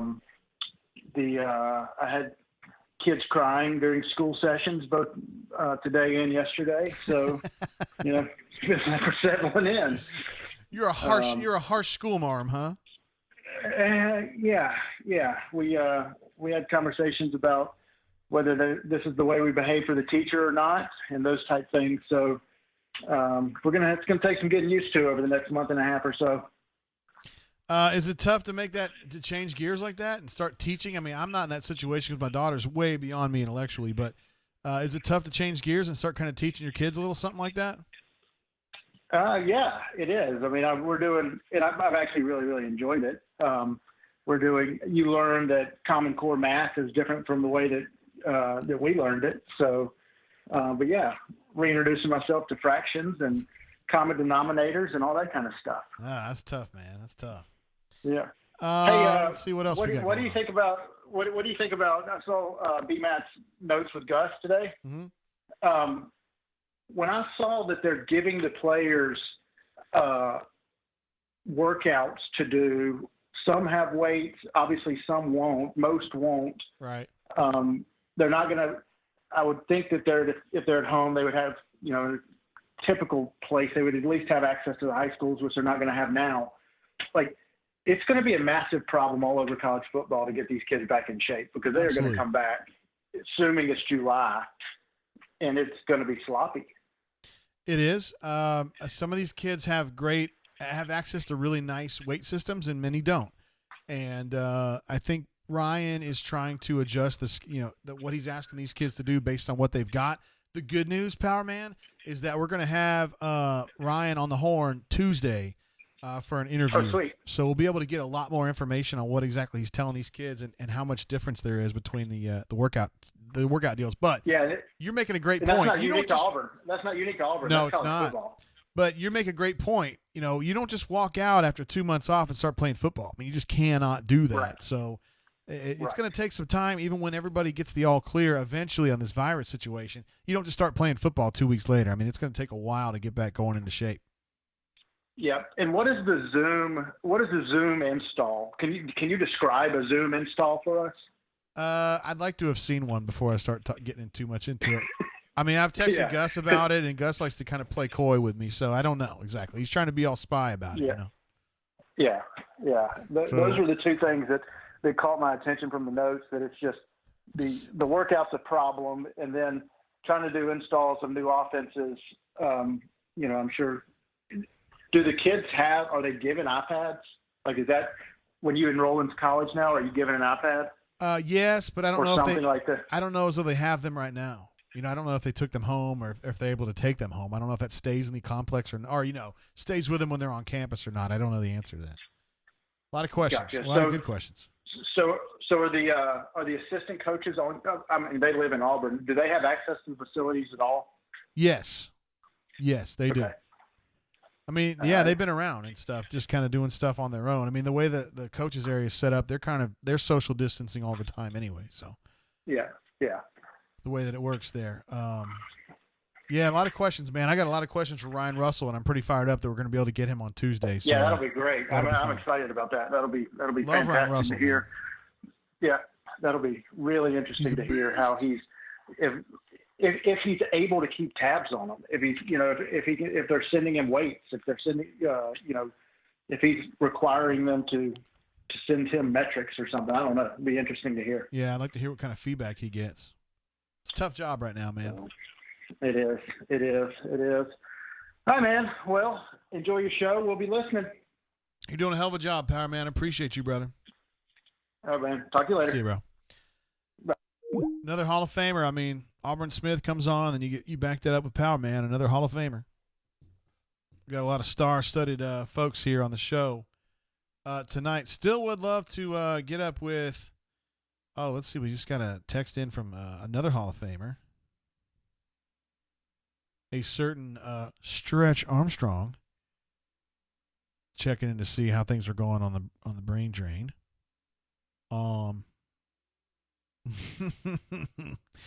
It's pretty funny. Bo was great. Got me laughing about that.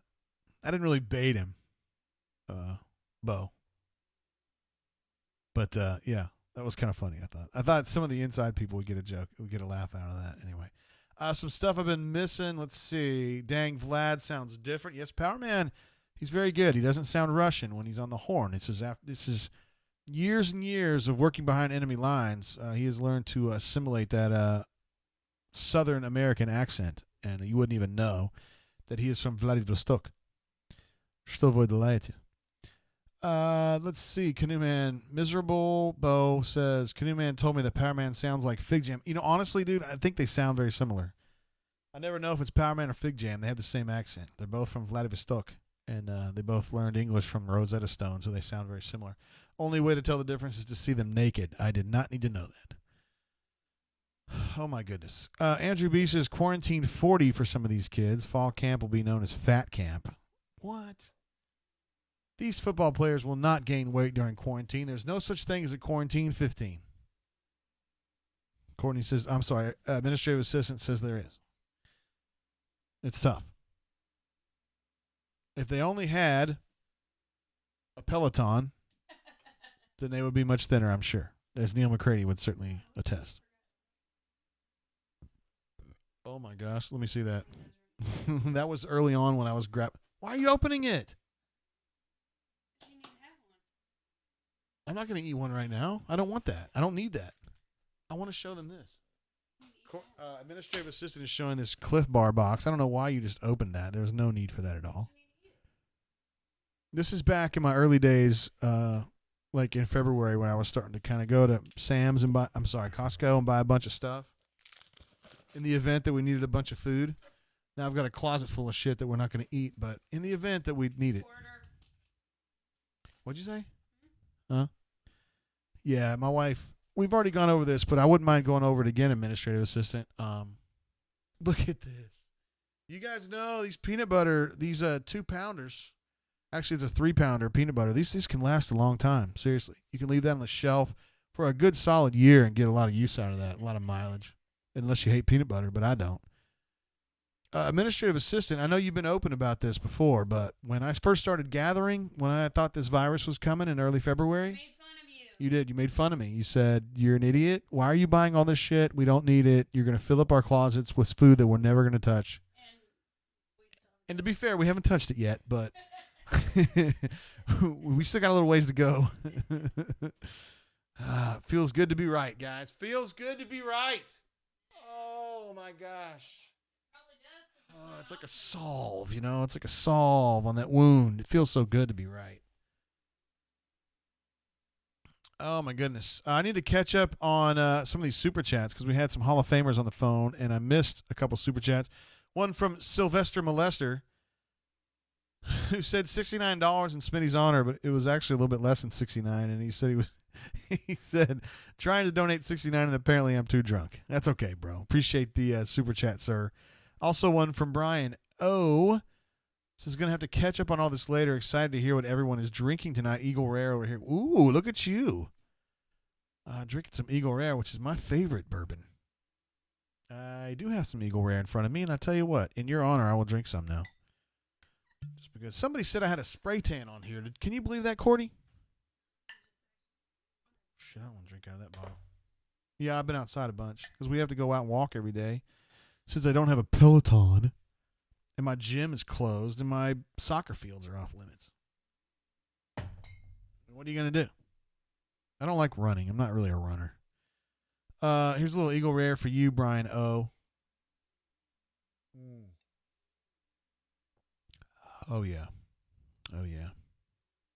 You know, the elitists on the Reddit board for bourbon, our bourbon, they love to shit on Eagle Rare, and it pisses me off because I think Eagle Rare is delicious, and they're always like, it's a bourbon for simpletons, and I'm like, man, I don't want to hear about all your BS.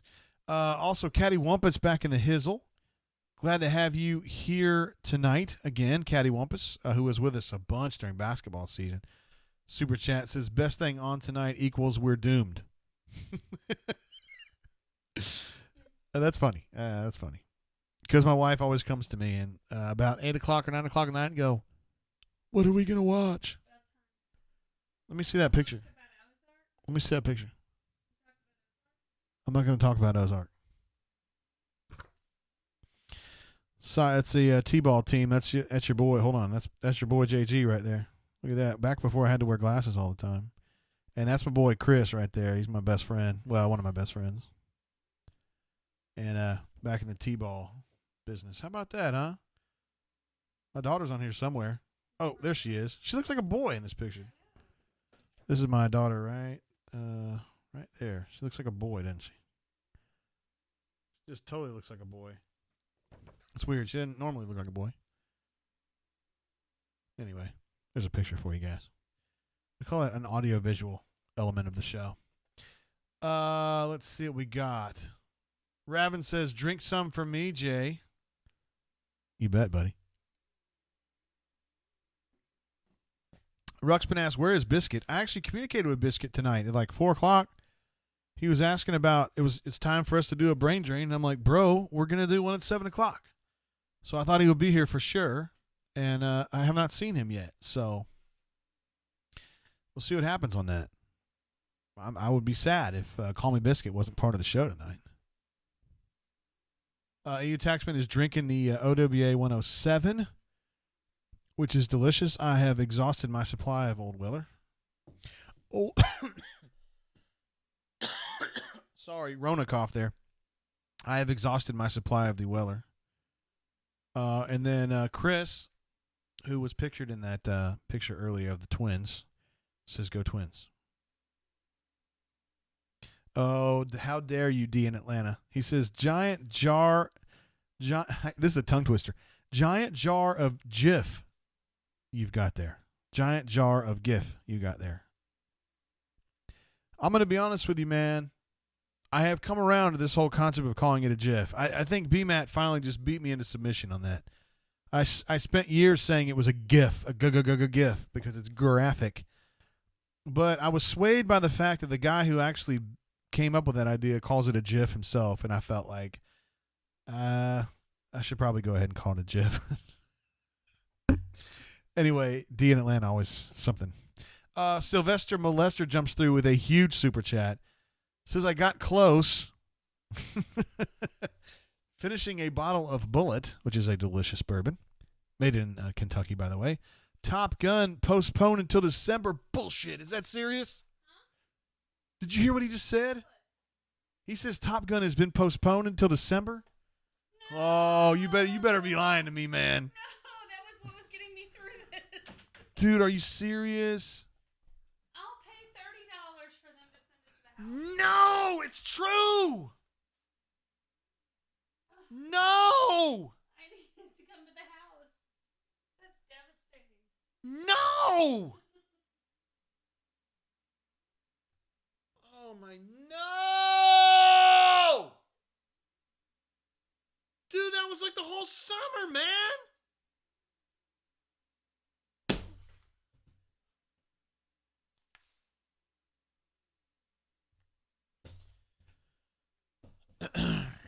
From Variety. Top Gun Maverick, a sequel to Tom Cruise's 1986 classic, is the latest summer movie to vacate its release date as theaters remain closed to stop the spread of the coronavirus. The anticipated follow-up was scheduled to debut on June 24th, as we all knew, and now will release on December 23rd, 2020.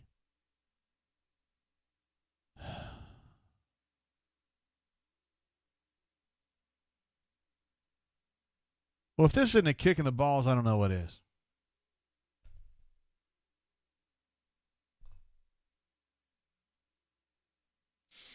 Sylvester Molester, first of all, thank you very much for the super chat. Actually, for the second super chat, I should add. And I'm not holding it against you that you're the bearer of bad news. It's not your fault. It's not your fault. You weren't the guy in Wuhan, China, eating either a bat or a pangolin I know you weren't that guy. I know you're not. You were in suburban Birmingham chilling like you usually are, and you are not to blame for this, okay? I get it. But I'm really bummed out. I named my dog Maverick. I love me some Top Gun. My wife and I had a chance to see it in the theater last fall at the Capri in Midtown Montgomery. Uh-oh, there he goes. Midtown. Here we go. The Montgomery people are going to be like, there's no Midtown. In Midtown Montgomery at the Capri Theater, we got to see Top Gun in the theater. It was a thrill to be back. The last time that I saw Top Gun in the theater, I was trying to get some off a girl named Jennifer, and I failed. And then a number of months later, I tried again in the movie Dirty Dancing, and I failed again. At that point, I didn't try anymore. I moved on to an easier target. I mean, listen, man, if you're striking out against Randy Johnson, you don't want to take on Randy Johnson again. You want to go take on John Lieber. I'm just telling you. Sylvester Molester says, F bats. Yes, exactly. Exactly. Oh, man. Jig? GIF? GIF or GIF? I have changed. Yes, Pocket Watch. I know what you're doing now. GIF. You're saying it's a GIF. I have changed. I spent 20 years saying it was a GIF. GIF. And BMAT eventually led me to change my mind on this. I now call it a GIF. I don't feel good about it. I don't feel comfortable doing it. But, I mean, the guy who made it up said it's a GIF. So I got to defer to the guy that made it up. Rux, I don't think we're going to do that, buddy.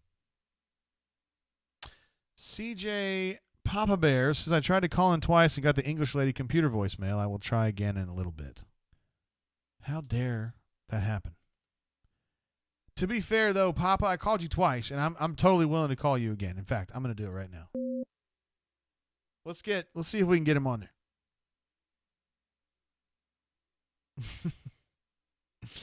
Stretch says, what the hell are y'all talking about? I just got home from the office an hour ago. That's not nearly enough time for you to get drunk enough to be on the brain drain. Of course we know this. Got a text back from BP. Yeah. Yeah. Okay.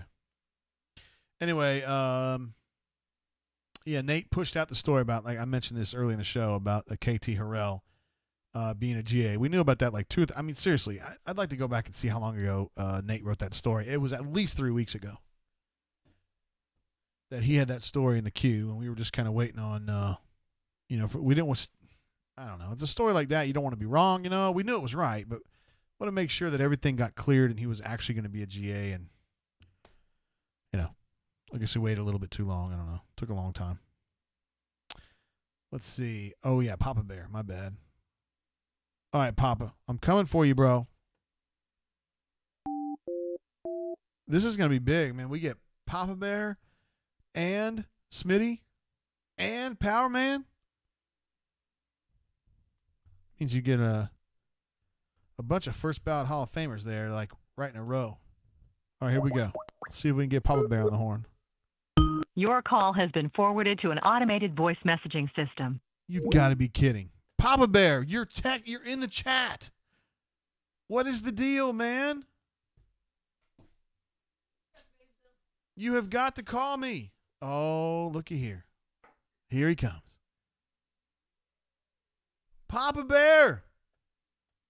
JG, how you doing? Dude, I just called you like 20 seconds ago, bro.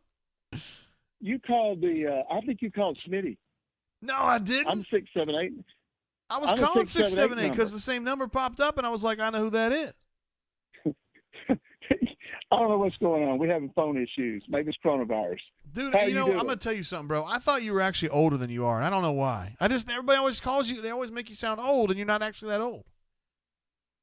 I'm 60. That ain't I'm that damn feeling old. Shit, I thought you were like 80. I'm alive, though. I'm alive. This is a beautiful evening, too, outside of all the crap going on. Now, I I'm know out you here were looking at Venus. You were in Walmart earlier, right? It was tough in there. Yeah, I was getting my buddy Hooter toilet paper. Well, he needs it for sure, I man. You're making me laugh. He asked me to get some in Costco, and I got busted coming back the second time. They got a rule there, and I got lectured about hoarders. Oh, damn. Yeah, I sent him a picture. Costco had pallets of it in. So I got him some at Walmart. Well, kind taking care of my brother Hooter. Hey, in a general sense, I mean, where are you located? Are you in Alabama? No, I'm in Cumming, Georgia. I'm in South Forsyth County. Yeah, okay. Yeah, that's a good place for toilet paper up there. Yeah, we're a lot of it here. No, they're really not. We haven't had that much. We're near Lake Lanier, not too far from Lake Lanier. We're that's under nice. lockdown. What do we call this damn thing? The governor has us locked down. Damn. So that's hard on me, Jay. I like getting out and roaming at night. Running? My wife thinks this is funny. No, roaming. Roaming. R-O-A-M. I can't run. I'm fat. I barely walk the dog by the horses down here. I'm big, Jay. I'm big. Are you? I played at 220. And I'm packing about 288 right now. Oh, okay, that's good. No, that ain't that bad. It's all right. I don't know. That's what people call us fatsos. I get a little offended. I'm joking. I'm pretty thick-skinned. But Hey, how's your family doing? Hornatius wanted me to ask you about riding a Greyhound with his cousin. Do you know anything about that? Hell yeah. Hornatius took him off. My cousin off to Tijuana to party, and they got arrested. Oh, damn. That's a what tough way to happened. finish. They got arrested. My cousins, Mexican jails are pretty tough, I understand. Oh, yeah. Hell yeah, they are. Especially when it's Anglos, if you know what I mean. They They're say a there's little no bit such thing as a wrong hole in a Mexican jail, brother. Oh, you're making me. I had to get out of the house to talk to you. Mama Bear be hitting me with the Bible. Oh, she thinks that we're a little bit lecherous. I'm teasing. I'm sort of teasing, but she would hit me with one if she knew all the stuff I did. I'd be in deep doo doo. Yeah, but this thing isn't archived, is it? Is this YouTube show archived? No, absolutely. It's a one-off. Nobody will ever see it again. I hope not. I want to incriminate myself, if you know what I mean. Well, I think you do a hell of a job in the bunker, though, man. You never stir up shit. I know I do. I try not to. I try not to, Jay.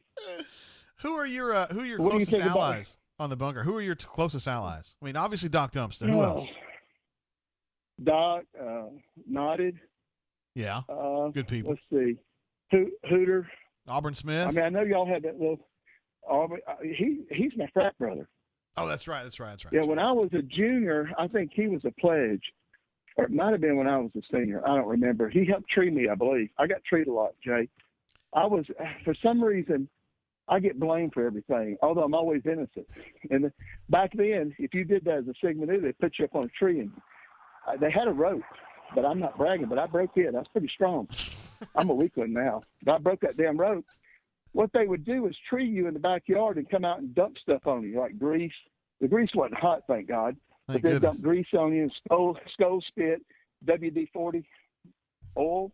Yeah, I got rotten food. So I broke that thing, and I dumped the big bucket on the pledges. Well, I don't know if Auburn Smith. Now I'm out walking again, so don't think I'm doing anything. I'm huffing and puffing a little bit out here. I'm not supposed to be out of the house, they say, but I'm gonna get out as much as I want. I just can't go right off somewhere. I hope you don't. But anyway, man. Auburn Smith. I got other frat brothers on there too. They just don't. Several of them don't post. I wonder why Guys not. I play football with. I don't know. You got a lot of quiet ones on there. Every now and then, I'll get a like, and it's somebody that knew me at Auburn or has known me since then. It's just you look at them; they have no messages and no likes. Well, they don't have any likes. They don't have a message. It's probably just F and real Tiger. Quiet. We all get likes from F and Tiger. We don't even know what the hell is going on. I like him. He is a great guy. I met him once, but he likes to stay totally anonymous. I can't say anything about it. He is a nice guy. He sits in Section 9 at Auburn, and we sat in Section 10. My daddy's had those tickets since, 1960 or 61. Look at you talking all this shit about where you sit, man. That's a lamp right there, brother. Section 10. We're on the 0-yard line. I can't let much about that. I used to sit in the orange seats back in the good days. Yeah. I was in those seats. And I've got some down there, probably a couple of rows in front of RT. or RT, Rob Thomas. Yeah, Rob Thomas, of is course. his handle, I guess, RT. Yeah, I've got a couple, 4 down there. Sweet. Well, I sit up on row 39, though. Hey, let me We ask have you. for years. I want to ask you a question about Rob. So I know Rob in real life too, and he is an incredibly generous, calm, level-headed, reasonable human being. Why do you think it is that so many people in the bunker get mad at him all the time? I don't know. I've only met him one time. I came up to him after the Southern Miss game. We had a downpour there, as you know, a couple of years ago, or whenever it was. And I went up to him because I thought I recognized him from a picture I had seen. I know he thought I was a stalker, and I went and met his whole family. He's a great guy. He seems, he is very proud of his family. His son done missionary work, and his daughter married to a good guy. Here's Tucker right here, Jay. What'd He you just say? came by me. Let me see him, Elizabeth. Let me see him. I'm on here with the bunker guys. You say hello, Elizabeth? He's not. She's tired. She don't want to say hello, Jay. Tired. She's been working at Children's Healthcare all day. Oh, damn. Yeah, well, God bless. Yeah. She's one of the frontline workers. Well, tell her we're thinking of her, man. Damn. I sure will. I got two in healthcare. So Yeah. Both nurses. Does that make you nervous day to day? Anyway, yeah, it makes me nervous. I'm very nervous. Listen, my fax brothers, we got a fax group.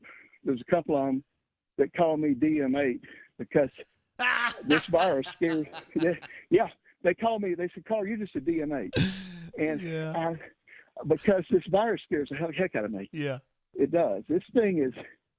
I mean, Jay, the others didn't scare me that much. Swine flu, bird flu, hell, SARS, because MER or MRE, whatever they call it, virus, Middle Eastern respiratory disease. Yeah. They didn't scare me that much because they weren't contagious. I didn't think. Ebola did. But Ebola didn't get over here, I don't think. Anyway, this one scares me because of my lungs. You know, huffing and puffing. I've had pneumonia 2 times in 12 years. Damn. I don't know. Y'all might be doing a memorial thing for me. No, I don't want. Don't talk like that, man. We need you. I'm picking. I'm not going anywhere. I'll go out with a fight if I do. But I'm staying out of stores now. Doc Dumpster's been on my ass about going to stores and doing this and that. And I am huffing. I just came up a hill, Jay. I'm trying to get in some shape out here. It's good for you, so bro. Y'all got locked down. Y'all got locked down there tomorrow, don't you? Yeah, starting at 5 o'clock. I mean, I feel like we need to have one last little party out on the sidewalk or something, you know, at like 3 o'clock or whatever, but I don't know. Now, what are they going to do? Are they going to stop y'all and ask you where you're going? And yes, they are. That? I know Bassman would have pine on that. We got, He's a good guy. I enjoy his post. Which one? I'm not his Bassman. Oh, of course. He's a lawyer. Oh, yeah, no doubt. Down in South Georgia. He's a good guy. I don't get as some of the liberals get me a little bit frothy, but I don't really say much about them. But some of them, I mean, I pretty much like everybody. Yeah, There's one or two that are interesting. Yeah, you're very nice I try to like people. everybody. Yeah. I try to be, Jay. We're glad to have people like you on the I've been on there a while. Yeah? I've been on there a while. I had 03, but I think I was there in the 90s. I don't know what happened to my years. We can negotiate that if you'd like. I would like to negotiate something with you. Now, you're making me laugh. I was on there when JR was one of the. Oh, we miss John Ray. Early on. We miss John Ray. John Ray is good people. I'm over on his board every now and then. Not much anymore. The bunker's my home. Well, we love you on the bunker, bro. I love y'all too. Really, I feel like I got family there. Ruxy Poo's a newer one. Call my biscuit or call me biscuit. What his name is. He's a good guy. He lives over here in Tucker, about 25, 30 miles away. And that's the late night crew. Yeah. And my sleeping's all messed up. So I'm on there with them a lot. And every now and then, in the old days, your partner there, Jeffrey Lee, used to get on there in the late night crew. Yeah, he's been known. Funny. He's been known. He's calmed down now. Well, he's still on late at night, he though. Was funny. Yeah. He cracks me up. He's a good guy. Y'all do a great job. Man, I appreciate you saying that. They're listening to this. If my faction group's hearing this, they're going to shoot nasty messages at me. But that's okay. I got thick skin. We're gonna I call don't you mind. DM8. You're DM8 Junior now. No, I'm just kidding. We're not gonna do that. That's what they call me. One of them did. I'm not going to say who, but he said, "You're just DM8." Well, I'll view it as a compliment. Yeah, This thing scares me. DM8 gets a little too into the numbers, I think, sometimes, but that's okay. We take all kinds. Researches. I'll tell you, the one that's funny though is that guy. And some people don't find him funny. AU for life or something or another. He used a word last night as to Lewis I had never heard of. Amy or something about treating dogs like people. I can't even pronounce it. I mean, I looked it up and I found a dog in a tuxedo. He's trying to up the dinner table, the cigar thing. I don't know what he was getting into, eating dogs and stuff like that. The conversation gets weird at night, guys. It does. It does. It does. He always comes on early morning. He comes on over his dictionary and his. I don't know how smart the guy is. He's been using words I've never heard of. Hey, I ain't no Einstein, but I have had some education. You mentioned Rux earlier. Have you mentioned Crocosile? Have you seen Crocosile? Is he a guy that you have his back on the bunker? Crocosile 22? 22. Yeah, I like him. He's sort of new though, isn't he? Yeah, he seems kind of new. Or maybe repurposed. He said he was gonna whip my ass if I didn't call in. I mean, he might want to rethink that. But I'm a lover, I ain't a founder. Obviously. I make myself laugh sometimes. Okay, Doc called in. Not yet. He was really pushing to get you and Smitty on the horn tonight, and he succeeded as far as that goes. Smitty So, called in? Yeah, we talked to Smitty earlier. Yeah. I think you were calling Smitty. Maybe you were calling my 678 number. See what I mean? Call Me Biscuit had to get me my name off the internet last week. He said I had my real name down there. I honestly don't care. I'm sort of like Matt. I don't care who knows me. Biscuit has not been on the show tonight. I'm kind of pissed off about it, but that's all right. He may be drinking. I mean, we're all drinking, brother. He didn't. Well, I wish I did. I'm drinking. I haven't drank in 20 years. Oh, okay. I miss it too. I quit. I thought my liver was going to die. It was getting a little bit. They thought I had hemochromatosis, which I call iron overload disease. So I was given a choice of quitting or trying to find me a friend with a liver that would die and give it to me. And I didn't want to do that. No, you don't want to do that. Dr. Raymond Rubin, Piedmont He did a hell of a job. Transplant Center. Yeah, he got all over my ass. That did it for me. And you straightened out, didn't you? Good buddy from Raymond Rubin. He's a great guy down there. He straightened my butt out. He and Mama Bear. Mama Bear said she's gonna leave me. Papa, first of all, thank you for calling in. Second of all, I want you to right now, in front of all these folks who are watching the show, promise that you will come on the show more often than like once every 6 months. I promise you, I'm gonna come on the show. All right. I'm gonna come on the show. Try to come on here at least every time you have it. I'll try if I'm in town, and I'm not traveling like I was. I would hope Crocodile 22. Crocodile. What's his handle? Is it Crocodile? It's Crocosile. There's not a D in it. It's just a C. Crocosile. Well, let me call. Do you mind? I want to call him Crocodile. Crocodile 22. I love him. He's a great guy, and everybody is on there. A lot of great people. Yeah. Maybe one or two, but I don't. I try not to talk bad about anybody, Jay. I know. I try not to. You're always nice about people. Well, and I try not to violate your rules. I'm an old guy, but I try not to. Sometimes Gabe gets me in the mood and gets me all fired up. Gabe posting all those booties on there. I know. Scaring me. Get you fired up. Anyway, Jay, I know you got other people calling in, and you have a great evening. God bless you and your family. Thank you. I hope y'all stay healthy and away from this virus, and that y'all have plenty of toilet paper. If you don't, come up to Cumming, Georgia. I got a closet full of it. I didn't say brother. that, but I do. Appreciate you, Papa Bear. Care, Jay. See you, bro. Thank you, Jay. Bye-bye. Bye-bye. There goes Papa Bear, ladies and gentlemen. Unbelievable group of calls. We've had Smitty, Power Man, and then Papa Bear. Back to back to back. Unbelievable. Absolutely unbelievable. We have a backlog of super chats here I got to get to. My goodness. It looks like a Christmas tree here on my screen here. First of all, Molester, I've already mentioned you, but I appreciate you very much. Even though I gave you a little bit of trouble for letting me know that Top Gun got postponed, this is devastating to me. But again, I know you didn't have a hand in this. I know you didn't eat the bat of the pangolin. So thank you very much for your support of the show. Also, Ruxpin jumped in again, as he is wont to do. Another super chat for having Papa Bear on. Now dial up Jay Lee and Coach.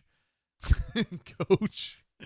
And then Rux again comes through and says, I'll drag Papa Bear back from hell. We ain't going anywhere, family. Wow. Ruxy Poo got a shout out, and Crocodile, a.k.a. Crocodile, got a shout out as well from Papa Bear. Ruxpin comes back through and says another super chat for Croc. And then BMAC 34420 jumps through with another super chat. And BMAC comes through again and says, love you, JG Tate. Shout out to all y'all. Hey, we're family here, bro. BMAC. Appreciate you jumping in there with the super chat. Of course, Ruxpin as well, who has been super chatting his butt off tonight. And also Sylvester Molester as well. I just communicated with Sir Brian Matthews, who appears to be very enthusiastic about getting on the horn. We definitely want to get up with Dr. Dumpster tonight. Indeed. But I tell you what, I'm going to go ahead and cash out this old granddad. You want to go ahead and take this one? Bottoms up, buddy. Every last drop. Oh, hold on. There's a little bit more. That's enough. Get in here. All right, guys. We're saying goodnight to the old granddad. He's been a faithful servant. He's been here for us for years. That's our third. That's our third old granddad bottle of the year of the year. Administrative assistant is taking is going to handle that funeral. We're going to say goodbye to that one. You've served us well, sir. Let's see. Kyle W. Crocodile in the Hizzle says Papa Bear is the best. Oh, there's no doubt. Papa Bear obviously is one of the all-timers. Absolute beast. Thank you, Crocodile, for jumping in there. And Hornatius, again, jumping in. $1,000.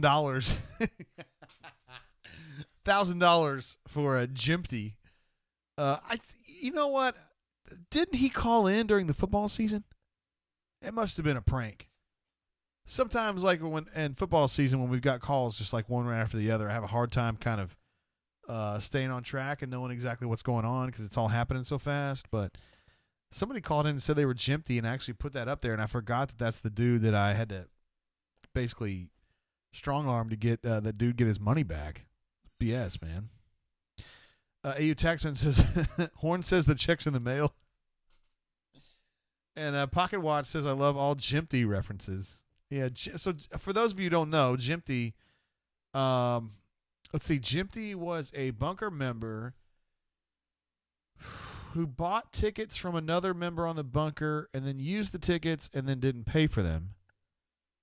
And he waited a long, long time, this other member, not Jimpty, the other person, and eventually still couldn't get his money and then essentially enlisted my help into this.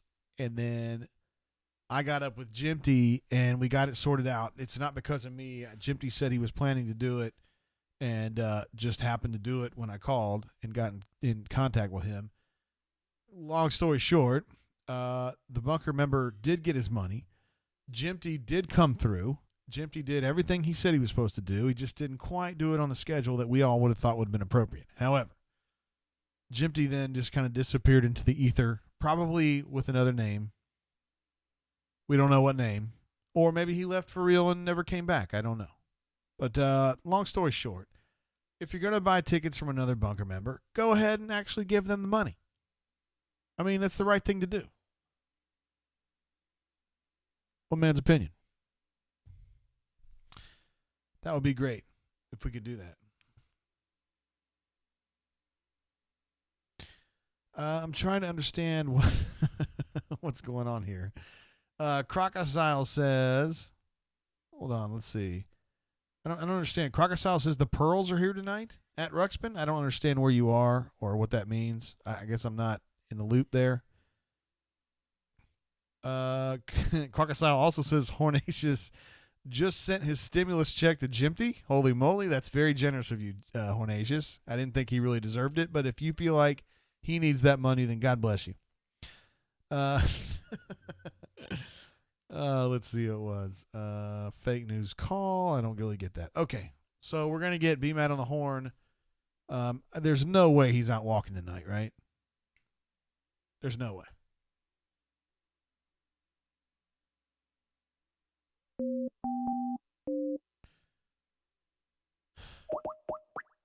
All right, here comes Mr. B Man.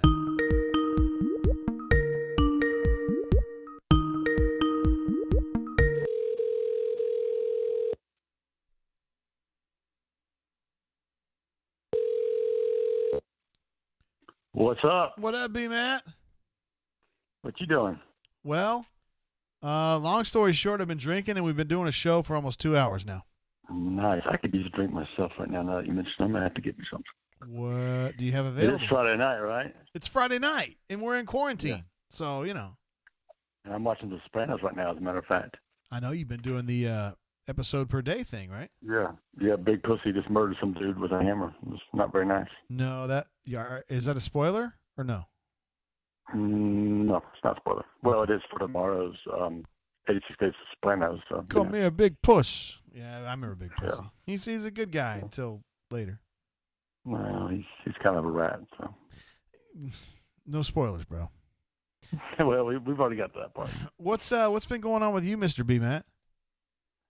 Well, it was a busy day today. We got Gus on teleconference. We did a Zoom, which is the first time I've done that, and I actually downloaded the app yesterday.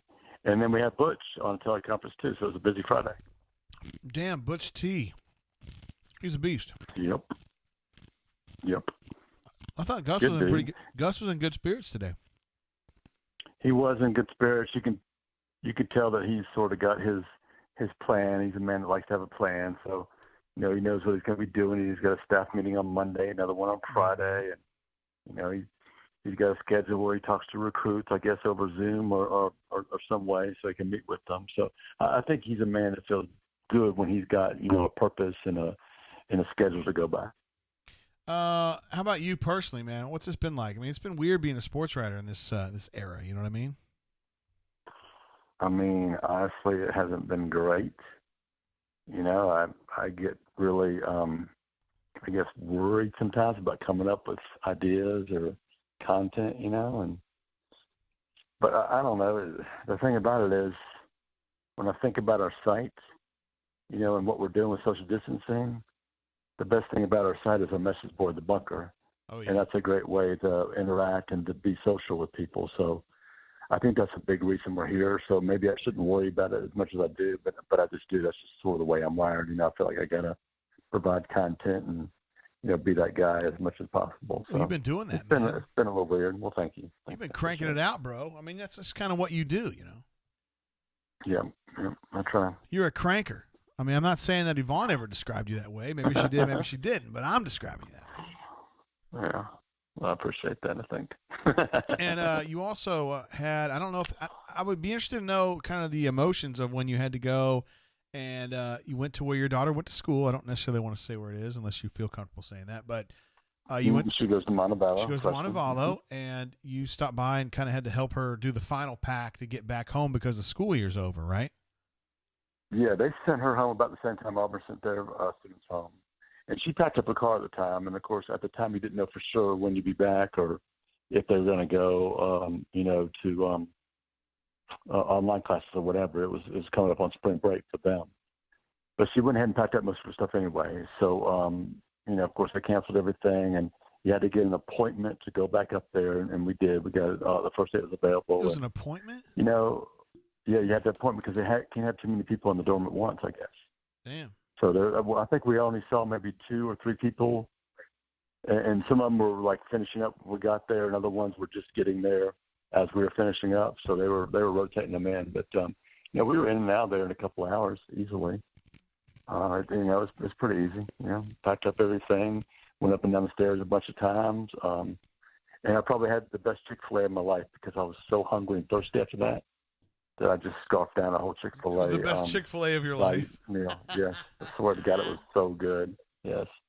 I hate that for Ashley, though, man, because, I mean, freshman year, dude, that's a big time. And she got it cut off like 60% of the way through. I hate that. I know, and your daughter misses out on her senior year. Yeah. That's terrible. And graduation. And, Nate's going to miss out on his graduation. It's just not fair to all these young people that are missing out on all these important, things in their lives right now. Young Nate. Oh, young Nate. What are we going to do with him? Mm-mm. KT Harrell, going to be a graduate assistant. That's a story we've been working on. I was telling the folks on the show, we've been working on that for like 3 weeks, but yeah, it just kind of dropped down today. And Nate's had that for a while. I think we're sort of waiting until it could become official on Auburn's end. They had to go through a process to get that, done. But, KT coming back as a GA, I think that's great. I mean, to me, he is one of the best Auburn basketball players I've covered. And that was just that one great run he had was just so incredible in the SEC tournament. I just thought he was an amazing player. And I just wonder what he would have been if he would have had better players around him, if he would have come in 2 or 3 years later, or Pearl had been there a few years earlier.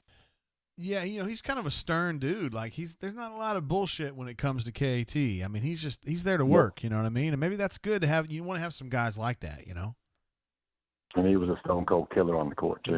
He was. But like you think about when you put a staff together, you want some dudes that are like super serious. I mean, so KT's going to be serious. Burgo's pretty serious. Ira's pretty serious. Whereas Chad's a little bit of a jokester. Wes is a little bit of a jokester. Steven can kind of, I don't know, man. He can kind of be whatever he needs to be. He's kind of a chameleon, and then BP is BP, And I think Marquise can kind of be both too. I know he's very serious and very religious, but I think he knows how to really connect with young people too. Marquise is the man, dude. One of the greatest basketball players I've ever seen play at Auburn. I mean, seriously, he could do everything. Yeah, and he single-handedly, was it the 2001 team that went a little bit of a run in the tournament? I can't remember exactly. It was 03. It was 03. 03, okay. There you go. Yeah. He was incredible. Yeah. He's a beast. All right, so you're doing the Sopranos stuff. Are there any other shows you're keeping an eye on that are current? I've been we're watching we got HBO, I guess it was a couple weeks ago. And so we're watching His Dark Materials. That's the do you know who's the author for that? I can't remember. Pope. Anyway, I got the books. I don't think I've read them though. Anyway, it's one of those type fantasy type series that I really, it's Game of Thrones type. I get into that stuff. Yeah. So we're down to the season finale for that. This is the first season of it, and we've been watching Westworld. Philip Pullman, yeah, that's who it is. And we've been watching Westworld too, which we enjoy that one. So that's been keeping us busy. And then I think on Netflix, what have we watched on Netflix lately? Got to watch Ozark. Right? I've been watching Ozark. Yvonne never really got into it, but I love Ozark. So I've only watched the first one because I'm watching other stuff too. But I'm going to watch the whole of that pretty soon. Yeah, it's good, man. I'm on the current season. Yeah, it's pretty damn good, dude. There you go. And I was thinking about if anybody's never seen The Americans, I want to put that out there. That's one people don't mention enough, but that was one of my favorite series to ever watch. It was an FX series. I don't know where it's available, but if you're looking for something out there and you sort of get into the 80s or spy type stuff or USA Russia back in the day, Cold War stuff, that is an awesome series. And awesome. Carrie Russell, for the record, is extremely hot, right? Oh, yeah, she is. She's a really good actress. Her and her husband were the two actors in that show, the two main actors. I can't think of his name off the top of my head. It doesn't he's matter. Really good too. He's whoever he is. But Carrie Russell's hot as hell. Yeah. B-Matt, you're doing a hell of a job. We love having you here. You're obviously an absolute Hall of Famer, total beast. And thank you. You just behave yourself out there, bro. Hey, and look forward to talking to Ryan Russell next week. Yeah, we mentioned that with Power Man earlier. Okay. Yeah, Tuesday we're gonna get a chance to talk to him, right? Yes. How about that? It's been a minute, so that'll be great. Yeah, it's almost like I'm gonna have to joke with Gus about that because I've been asking for a Ryan Russell interview for like 4 years. And I asked it for today. He's like, "Hey, yeah, okay, let's do it." I know you kind of got him on the spot, didn't you? Yeah, I did. All right, brother. All right, I'm gonna go get me a drink. Y'all have fun. All right, see you, bro. Later. All right, Brian Matthews, ladies and gentlemen, one of the all-time greats, obviously. Let's see. I missed some stuff on here. Something about this chat was cracking me up. I can't remember what it was. Hornation says we get an Ole Miss hammered. We're going to 1 a.m. I don't think we're going to go to 1 a.m. It's 9 o'clock right now. That's a long way from now. Ruxpin says we love Courtney. I don't even know who that is. Is that administrative assistant? Probably is. What was it? Oh, I know what it was. AU Taxman says, you all got to watch Fargo. I would love to watch Fargo. That is on some weird streaming service that I don't have. I don't know which one it is. If it's on Crackle or some shit like that, I don't have any idea. But whatever Fargo's on, I don't have. I would like to watch that show. And the Americans, man, first of all, Kerry Russell is super, super hot. And I like the show because, as I mentioned to you guys, I studied Russian in high school and then early college as well, because I thought Russian was going to be a big deal. This is back when the wall came down, and I thought Russia was going to kind of open up, and then it kind of didn't really happen that way. Excuse me. So I kind of like the Russians, the Americans rather, because it's about like a Russian double agent. But man, that show, we watched it. My wife and I did. Like, we probably got through two seasons. It was just such a downer, man. Like, every show is just like a kick in the nuts. Like nothing good ever happens in the Americans. Like, it's just always bad news. It's always bad news. So we gave up on it. It just got too much, man. I know the Ozark is the same way. It's kind of everybody's always getting kicked in the nuts, but I don't know. For whatever reason, I love Jason Bateman. He's basically my age, and I've been watching him since like 86. When he was, he was on Silver Spoons, and then he had his own show called It's Your Move. I've been on Jason Bateman's nuts ever since then. Mark C. says, Jay, what were the dinosaurs like? Were they friendly? Well, I'll tell you what, the T-Rexes were great, man. You could give them a high five because they have those short little hands. But when you got around the brachiosaurs, I'm telling you, they were dangerous. They're portrayed in Jurassic Park and all as these nice little vegetarian guys. But I'm telling you, the brachiosaurs were ill-tempered and they weren't very pliable.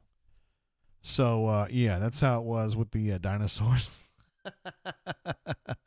Pocket Watch says, communist. Wow, I didn't see that coming. Yeah.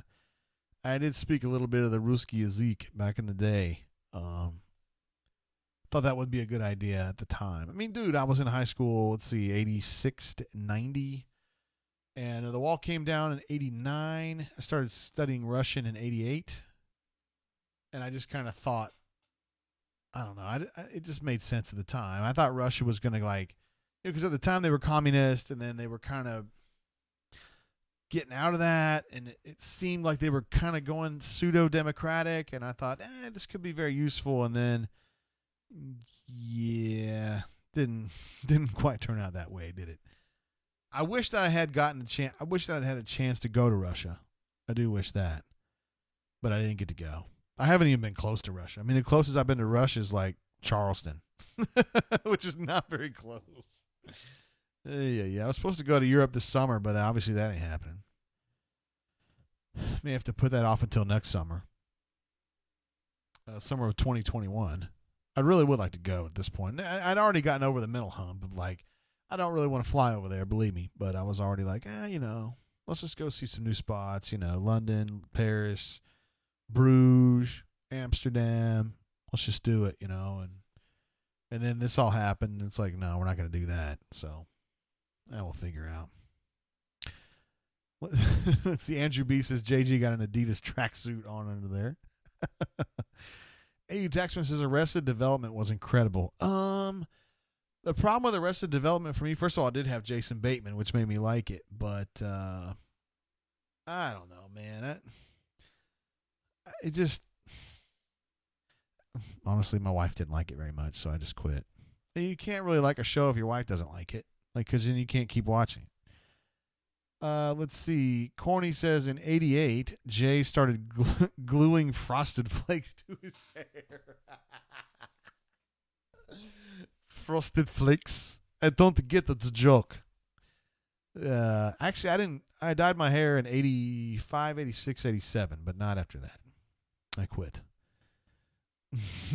Pocket Watch says the closest I've been to Russia is Charleston. That's a great quote. That is actually true. Actually, it's probably not true. The closest I've been to Russia is probably actually like Bangor, Maine. But they're pretty much the same, right? Neither one of them is very close. My friend Sonia, she's approximately my age. I think she's a little younger than me, but she took a trip to Moscow back around the same time, like late 80s, early 90s, and she's always like, "Oh, it was so much fun." I was like, "Fuck off." I wish I had gone. I wish I had gone just once. Because when I went to Secret Service headquarters in Washington like 6 or 7 years ago, they do background checks before you can even go into Secret Service headquarters. And when they did a background check on me, one of the things that popped up was that I had studied Russian. And so I got taken into an interrogation room. And they were very nice. They weren't like angry or adversarial, but they wanted to know why I had been studying Russian and if I had been to Russia and if I could still speak fluent Russian. And I was like, bro, no, that shit went away in like 92. But it was interesting that they wanted to talk to me about that. It didn't last very long. I was only in there for like 2 or 3 minutes. Nah, it was more like 5 minutes probably. Huntsville Tiger 34. One of my favorite posters, but he may not be that fond of me. Says, I've been to Moscow multiple times. I was in a Russia services group on a NASA contract. I bet you he's telling you the truth on that because I know that's what he kind of does for a living. Let's see what we got here. I'll take this call. Hell yeah, of course I will. Hey, caller, welcome to the show. How you doing? What's up, JG? Word. Have I got Alpha Tiger here? Unfortunately, it's Captain Eagle Flygood. Captain Eagle Flygood! One of the all-time greats. What up, bro? What's going on, brother? Well, it's awesome to have you on the show, bro. I'm not doing too great, JG. What's wrong? Honest. We got a two-year-old and a 4-year-old who are about to take over my house. Oh, my God. I was thinking the other day how much it would suck to have, like, really young kids in this quarantine situation, and here you are living it.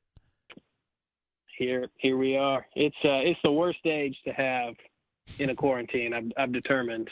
Are you watching like Frozen? Because they can't really do anything for themselves, but they're old enough to just totally wreck shit. You know, I mean, it's a struggle. You know, we're doing all right though. Why is your name so freaking awesome, dude? That is like the best handle in the whole bunker. Isn't it a good question? It's a good question. These are the questions that run through my mind. We try to focus on what's important, you know, around here in this life and times of the quarantine. Do the Eagle fly good? Can we keep the house afloat? You know, can we socially distance, flatten the curve? Did the Eagle fly good? These are the important things. That's right. Dude, I was there when he said it, and I was like, this is the dumbest shit I've ever heard. Not the goose. It's just a perfect quote, you know. I mean, the grammar, the presentation, everything is just I don't know. I don't post that much, so you probably haven't seen it. But I went in Photoshop and I put Samir's headband on the picture of Goosh for my avatar. It's one of my favorite things. I wish I'd seen that. I think I missed that, bro. He's standing next to his bookcase with Samir's headband. I love it. He hit the ground listening is what he did. That's what he like. Jay Goose loves to tell people he hits the ground listening. You think that's so clever? You know, he was the president when I graduated from Auburn, and most uninspiring handshake I've ever gotten. Was it like a fish, like a dead fish? Yeah. Well, I mean, I shook Bo's hand right after it, which was like shaking a baseball glove, but maybe that overshadowed it. I don't know. It looks like my daughter's jumped in the chat. Wow, how about that? It says, "Hey, Dad, you're cool." Oh my goodness. You've made it. My daughter committed to South Alabama today, by the way. Congrats to Maddie. Yeah, a little bit disappointing, but we've all got her back. We're totally got her back on this. Hey, listen, can I mourn with you about basketball for a second? Well, hell yeah, you can. Take the time, all the time you need, bro.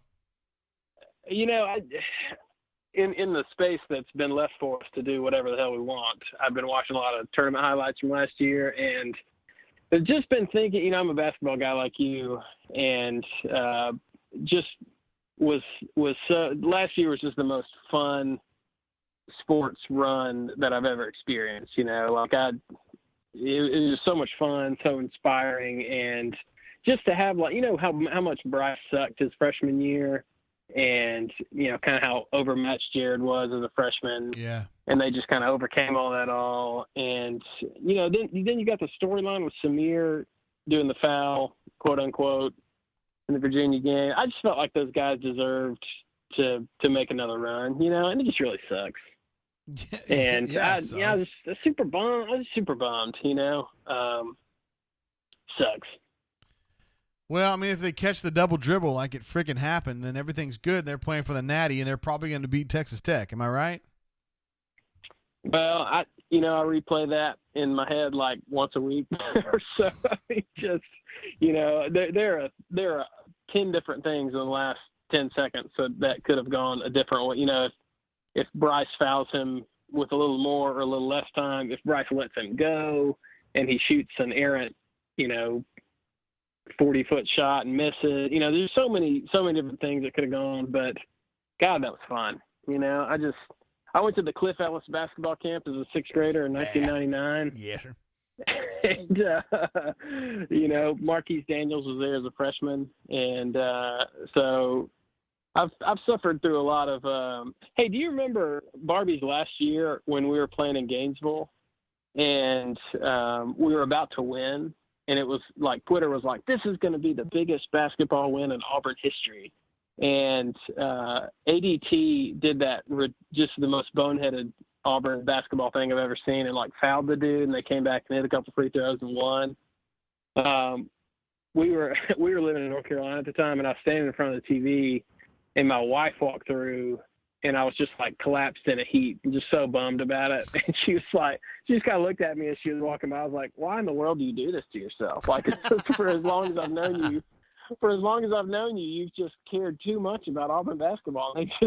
They just forsake you every time. And that whole run was just kind of like, this is why, this is why we do it. Yeah. So it was just a lot of fun. I was super bummed that those guys didn't get to finish it out this year. I've got a picture of my son, who's 4.5 now, when he was 1, with Macklemore holding him after the last game of the, I guess, 2016 season or something like that. I was, so Mac had his struggles or whatever, but has been around and gave a lot to the program, and so I was just kind of bummed. So anyway, I just wanted to bitch about it a little bit.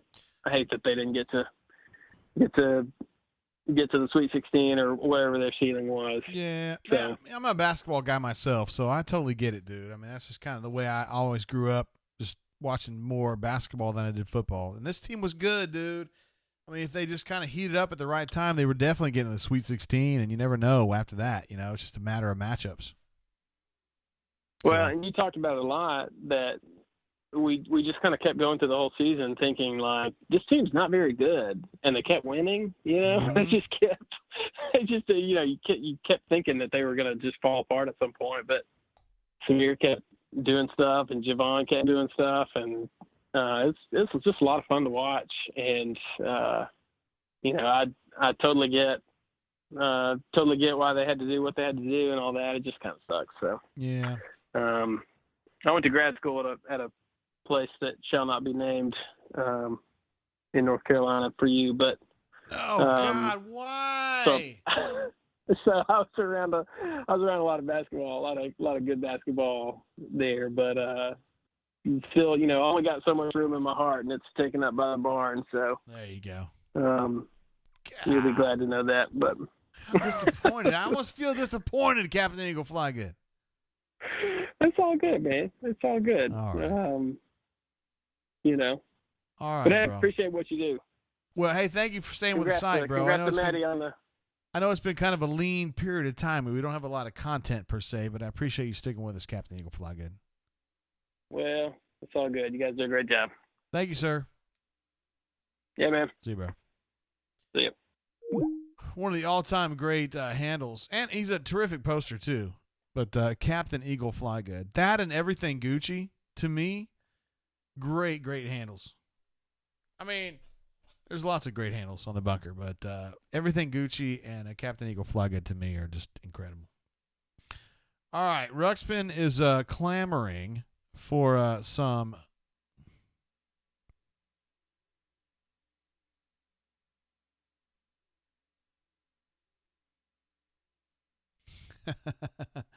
One of my friends who is watching the stream works for the NSA, and he says they asked you if you still knew Russian. Don't laugh, but that may have been the start of a recruiting pitch. USG Secret Service is creative when it wants to be. That did happen, by the way. I think I'd be a great agent, though, because nobody would ever guess that a dipshit like me would ever know anything. But I actually was pretty good at Russian at one time. And I would have been better if I had stuck with it. I mean, no joke. All right. We got to get with Doc. Doc knows I'm interested in talking to him tonight, so we'll make sure he's in the hizzle.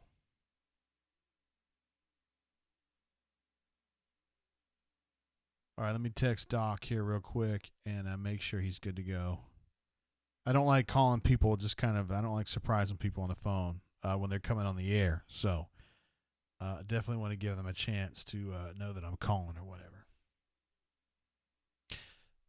Stoked about Captain Eagle Fly Guy. Also, man, prayers up, dude. He's got a 2-year-old and a 4-year-old in this situation. That is tough.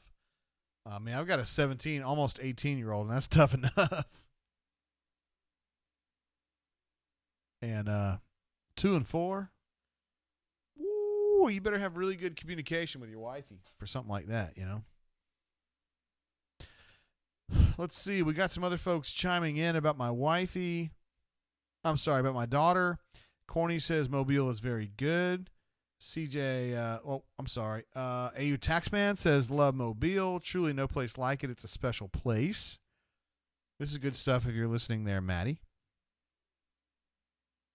So we got some Mobile fans. And I know Chip Chip, who is not on the chat tonight, but Chip Chip I know is a big South Alabama enthusiast as well. I was blown away, seriously, when we went there to visit because I kind of had an expectation. We covered an Auburn game. I covered an Auburn game at the Mitchell Center in maybe 99 or 2000, something like that. And I was kind of like, I don't know, man. And I hadn't been back to South Alabama since then. So that was probably 2000, I guess. Set foot on campus maybe a year ago. So that's 2019. And I was like, damn, this place is way better than it was 20 years ago. I mean, South Alabama's gotten a lot better since then. And again, they have a very specific major that is just right up her alley. As she mentioned, it was biomedical science, but she wants to be an ER doctor. And I mean, they have a simulation hospital and then 2 hospitals run by South Alabama. I mean, it's a great situation for her, and relative to exactly what she wants to do with her career, it's right up her alley. It does hurt me a little bit because I always thought that my kids, because at the time I thought, well, I'd have more than one, would go to Transy, just like I did, like my wife did. But, you know, honestly, man, I totally get it, dude. I mean, South makes a lot of sense for her. And I really believe in South. I was really blown away when we went down there. I was like, damn, this place is a lot better than I thought it would be. So, and again, for Auburn, she really liked Auburn. It was just, I think she feels like she knows too many people there. Now, to you and me, they've got, 20,000 kids on campus or 25,000 kids, and she knows 100. It's a very small percentage, but to her, that's too many. Whatever.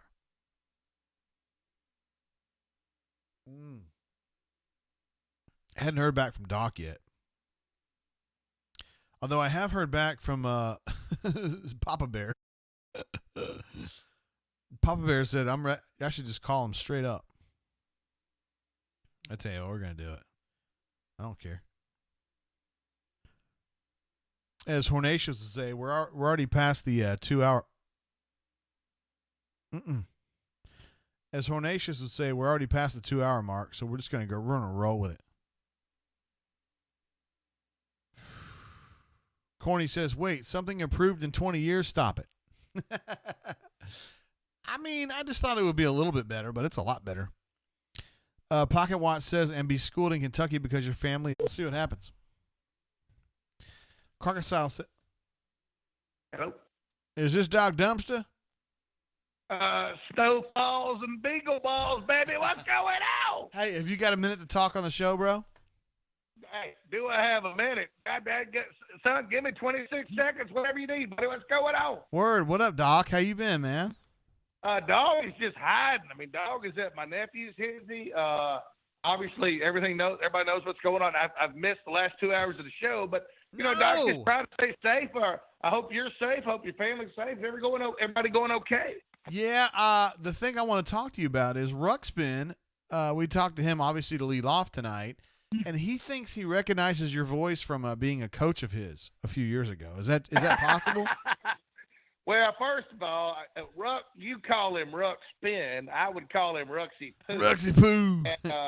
And I will say this. I do not want to get into major details, but I could have coached Ruxy Poo, and if I did, he's an incredible guy. He obviously is going through life's challenges right now, as we all are. But I'm so glad. I can't wait to listen to the freaking rundown again because I missed him. You're saying he was the first caller. Oh, absolutely. I mean, he's always the one. God dang it. I listen to the show. I guess when my texts come through or something, it sets me back or something because I heard Power Man. I heard Smitty. And then somebody buzzed me and said, Papa Bear's on. Hell yeah, he was. Yeah. Now, how about, hey, listen, thank you a ton. How about getting Smitty, Papa Bear, Power Man, and everybody? I mean, how great is that? That is an incredible lineup, man. Like, it's like Hall of Famer, like one right after the other. You know what I mean? Now, I hope you realize I'm trying to be like your PR chairman. I think the brain drain is great. I just think we got to keep getting new people on it. And to get Smitty, Papa Bear, Power Man, Ruxy Poo, all these guys on is freaking just great. How have you been doing, bro? These are obviously very uncertain times for all of us. How you been handling this virus scare? Well, I tell you, I'm different than most people, Coach. I mean, I'm okay right now. I mean, I was broke 20 years ago. I was broke 10 years ago. I'll be broke tomorrow. So the economy thing doesn't bother me as much because I'm different than most of these folks. But I am scared of the virus, and I think it's a real deal. But I do think I think the government or whoever's doing this, I kind of think they know what they're doing. I think we'll be okay. What do you think? Well, I tend to just kind of be an optimist in general, Doc. I think we're going to be okay. I think the scientists are going to come through with something, and I think we're going to play football this fall, and everything's going to be fine. Yeah, listen, I think we're playing football too. Now, I think I'm with you. Hey, dude, our first game may be November the 3rd. I have no idea. It may be an 8-game SEC schedule and no out-of-conference opponents. I have no idea. But I think that if these measures stay intact, I think we're going to play football. I do too. And I mean, that's as a business owner, I'm very excited to hear that. I mean, I really want to play football.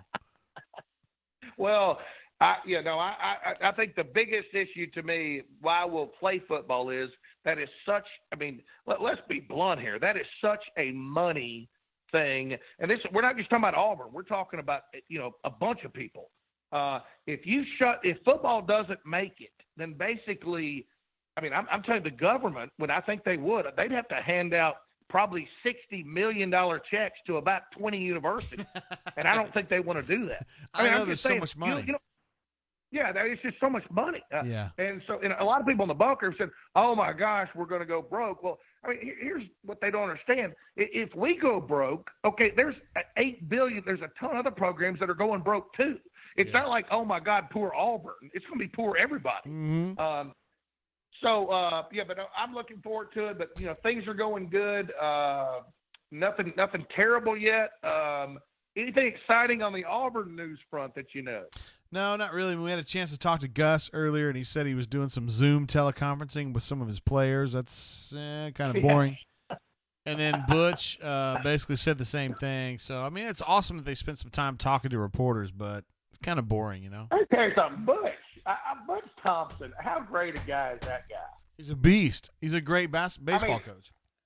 Yeah, I had to deal with him a little bit on some, our bunker favorite, the kid Hayden that has been going through leukemia issues, the kind of B-Proc and Mike CB22 brought on. I dealt with Butch a little bit a year and a half ago with that, and he was absolutely fantastic in terms of, I don't know how to say it legally, but I mean, just letting us be able to get with Hayden and talk to some Auburn players. And the last I checked with Hayden's dad was I think, a month ago, and Hayden was doing great. But Butch Thompson was just absolutely fantastic. He's just a great Auburn. He's just a great Auburn guy. Yeah, he's not a big shit talker like I think some people would like, maybe, but he just goes to work every day and he gives a shit about the job he's doing. You know what I mean? Like he just cares. Yeah. And let me tell you something, JGT. The players freaking love him. Oh my God. I mean, they love it. Yes. I'm buddies with some of the dads on the baseball team. They freaking Butch Thompson is a god to those people. Yeah. You're right. He just goes to work. He just goes to work, man, and he's a baseball dude. Like I don't know what else to tell you. He's just baseball through and through. Listen, weren't you a baseball player? Yes, I was. Guys are. I mean, they're just like, look at Jim Leland. I mean, he's the guy that, he had to smoke 2 packs of Marlboro Reds in the dugout during every game. Look at Bobby Cox. I mean, baseball guys are just different, but they're great guys. Yeah, no doubt. But other than that, J.G. Taylor, now listen, congratulations. I did hear the part about the daughters going to South Alabama. Congratulations. Yeah, we're really fired up about the scholarship support she's getting our friends at South Alabama, so we're pretty fired up about that. Well, listen, she's got a gift. She's got a brain. She's much smarter than I'll ever be. But I'll tell you what's exciting is you mentioned football at South Alabama. I worked right around UAB when UAB was in the 1995 to 2002 range, okay? And I'm just going to tell you, that was freaking exciting for Doc Dumpster, okay? She's going to have that at South Alabama. Now, it's not Auburn that you're not playing, right? Georgia every weekend, but it's still there's a ton of good football players down there, a ton of. She's going to have a great time. I hope so, man. And they have a brand new on-campus stadium. They're just about to finish right now. Dude, so yeah. One issue. Now you've grown up with SEC, and I probably did too. But a lot of us have this thing like SEC is like 8 million pounds better than other football programs. Well, I mean, you saw Minnesota, which I wouldn't necessarily give them the time of day, and I'm not saying it's right or wrong, but they just pretty much beat us in a bowl game and beat us fair-handedly. Fair enough. There's plenty of good football programs out there, and South Alabama's got some good players. I mean, I think they beat Mississippi State a couple of years ago, or almost beat them, but that's a good program. Yeah, well, she just wants to go to football games. And that's all she cares about. And it's going to be right behind whatever sorority she's in. It's going to be right behind her sorority house, so it's all good. Well, listen, I hope she dates like a football player so we can get some scoops. Damn. All right. I mean, that's cool. I'd rather her think boys are bad, but whatever, Well, okay, maybe she dates a women's basketball player. Whoa! I wasn't going that far, bro. Hey, all I'm saying is, if you're going to date somebody in the athletic department to give us some scoops. Hell yeah, that's the key, man. Yeah, I used to talk about Lusty. I used to talk to Lusty Poo about this all the time. Just let me know who you're dating so I can get some action. But good stuff. Doc, you were clamored upon. Everybody wanted you to be on the show tonight, and I'm so glad you had a chance to call in, brother. I'm glad you're doing good. Well, let me tell you something. There ain't nobody better than the bunker, and the brain drain, we love it. Thank you so much for getting. We love Power Man, although I hate going behind him because he's so freaking smart. Listen, how much would you pay to find out what freaking Power Man made on the ACT? $250 an hour. I mean, hey, listen, I know your daughter is smart, okay, and I'm sure she is. Okay, obviously she's getting a scholarship to South Alabama. I bet you money Power Man had a better score on the ACT. What do you think? Mm-hmm. Absolutely, no doubt. That guy's a genius. I mean, he's Russian, and he sounds like he's from Birmingham. You know what I mean? So, but have Papa Bear, Spitty, Ruxy Poo, and I haven't even heard the rest. I'll listen to the rest. But, hey, JGT, have a great night. And listen, you and your family stay safe. And we love you guys. And Ward, damn. All right, Docs. Be good, bro. Doc Dumpster, ladies and gentlemen. I mean, I've been saying it all night. One of the all-time greats. But, I mean, Doc Dumpster, seriously? I mean, he's the first ballot of the first ballot Hall of Famers. He's like the Ken Griffey Jr. of Hall of Famers. I mean, hilarious. And good people, too. We got some super chats coming in. Let's see. Web W says Doc is good radio. Thank you, Web. You're the man. I know you personally. And Ben B gives me a WDE on a super chat. Thank you very much. I appreciate y'all's support tonight here on the show. AU Taxman says Kentucky Tavern. What? I would drink that, though, if it was here. I've been drinking like everything I got in front of me. I've had some Blinking Owl from my man Michael, who sent that to me from Santa Ana, California. I've also had some Eagle Rare. I was drinking Old Granddad until we ran out. I think my cup is full of Old Soul right now, which I'll just go ahead and finish right now.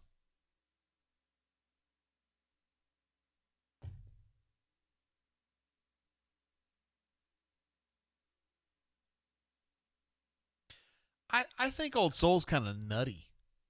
If you guys ever drank Jim Beam, you know what nutty tastes like. It's kind of nutty. I think it's got some nuts in there, like a peanut kind of. It's good, though. I'm getting used to it. Yeah. I love the name, too, Old Soul. It's just a smart name for that. It's like, and most of it's 3 years old, which is not old for a bourbon, but it's tasty. No doubt. Let's see what else we got. Kyle W. Crocodile says, what a good call. Almost as good as Papa Bear. Papa Bear was like, I'm fine, guys. I'm just walking up a hill. Raven says, Doc, talk real fast. CJ Papa Bear says, we love our Doc. Doc is the man, dude. I mean, you're the man, too, also, Papa Bear. Seriously. E. Taxman says, all-star lineup tonight. We did not get Stretch Armstrong on the horn. Excuse me. But we could have. We should have. I mean, the guy's a beast. So we killed a old granddad tonight. The one before that was one that Stretch got for me. So big shout out to Stretch. Appreciate you, bro. Whew. Man.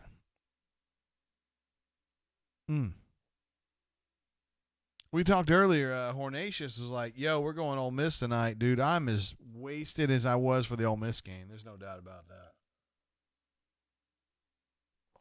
I have done nothing but drink bourbon tonight. I don't even know where the hell I am, honestly. Hornatius says I would I would huggle Papa Bear. Raven says he's on the way home from the JOB. Well, we're glad to have been there for you, bro. Crocodile says, stay safe, Raven. Raven says he's draining and driving. I don't know what that means, but I would be interested to know. Be interested to learn a little bit more about that. Let's see. Papa Bear says, Horn. Papa Bear loves his man, Horn. Hornatius getting some love there, obviously. Hornatius, by the way, has been here the whole way. I know AU Taxman was the very first person to comment on, actually to jump into our thread earlier.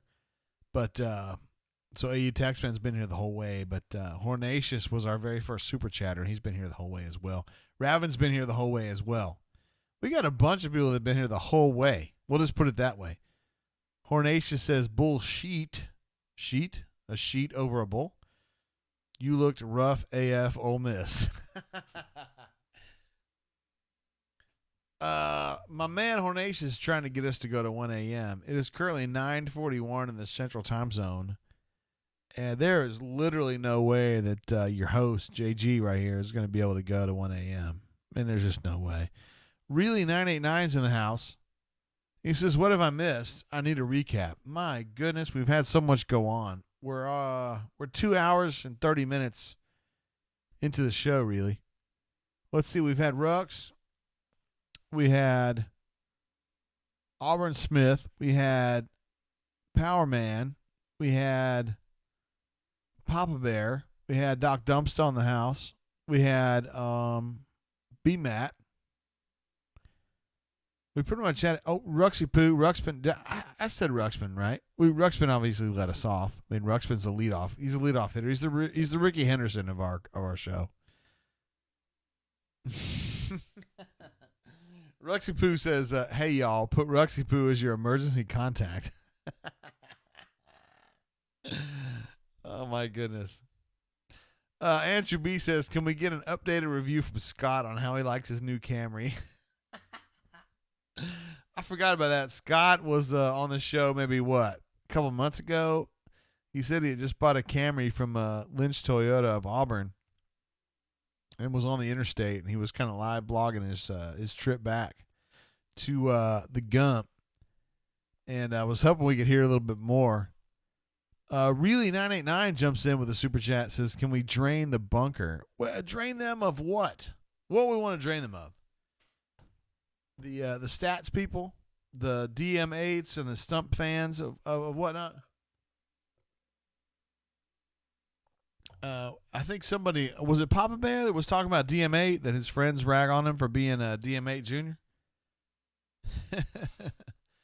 Raven says, "Is Shivers gone?" I can't answer that for sure. I got to wonder, considering the way he played in the Iron Bowl, you've got to think that he wants a full-time job. And I don't think he's got one at Auburn, so you got to wonder a little bit if he's going to be considering his other options.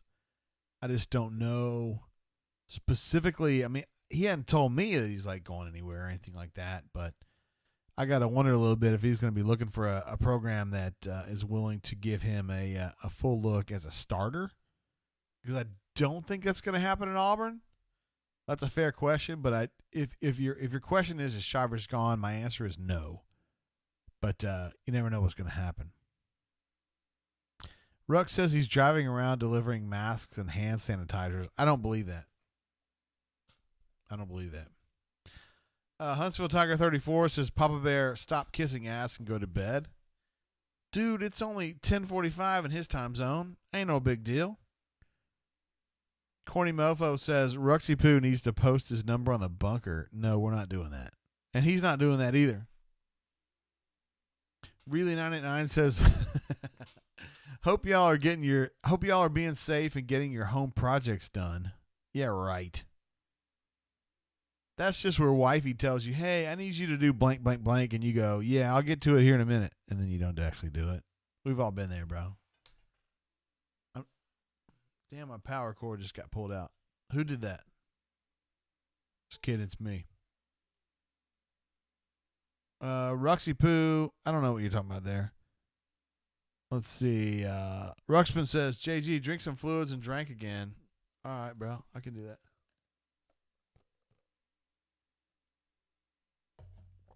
My friends have long ago quit watching this stream. I'm going to tell you guys, yo, I'm as wasted as I was for the Ole Miss game. There's no doubt about that. I mean, shit, I've been drinking all night. It's 9:45 in the Central Time Zone. We are 2 hours and 45 minutes into this show. That's remarkable. We're almost 3 hours into it. Well, technically we're 2.5 hours into it. Let's see. Ben B says, "No way JG ends the show with almost 275 in super chats on the board. He will pass out first." What? I don't even know what you're talking about, bro. We have way more than that. Shit, Rexy Poo by himself had more than that. Hold on, I gotta get this up. Oh, we're way over that, bro. We're at $600. How about that, huh? Andrew B says, "Ruxy hit me in the DMs." What? What do you want to ask him in the DMs? Now, Papa Bear calling HSV your son? You're not that old, bro. You told us tonight you're only 60 years old. And Huntsville Tiger is not that damn old. Andrew B says, "Love wasted JG." What? I don't know what you're talking about. I don't know who's wasted. Huntsville Tiger says, "Dad, you so far up Horn's butt, you probably found an old class ring." Man, y'all kill me with this, yo. Really says, "Now that you're drunk, let's talk some real stuff." Wait, what? What are you talking about? Will we win a national title with Wiley, Samir, Jalen, Coop, etc.? What? I don't know who's coming back next year, bro.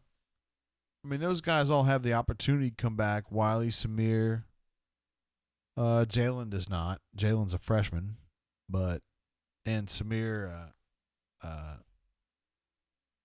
Coop. He's coming in as a freshman, so that's a different deal there. I wonder if some of these kids are going to come back. Seriously. I mean, Samir's a great example of a guy who, like, he's a really good college player. Is he going to be a good pro player? You know, I don't know. Maybe he is, maybe he isn't. I don't know enough about it. But if he has an opportunity to come back, you know, and Wiley too, I wonder if they come back again. I don't know. Corny Muffo says Jay is slurring. Is the administrative assistant going to give him crap? Where is she? She came up here for when Ruxpin was shouting her out, but I haven't heard much from her lately. Let's check with her.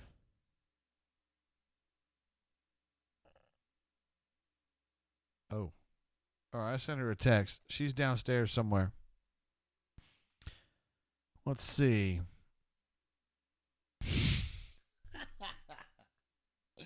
Brad B, you made me laugh, bro. He says, Brad B says, I have the Sonic app. I can't even say it. I have the Sonic app, and Sonic is 5 minutes away. This is going to kill me before the virus. Hashtag quarantine 2020. And that made me laugh.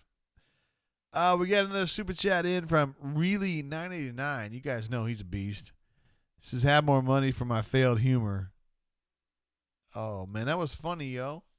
That was hilarious. That was actually really, really funny.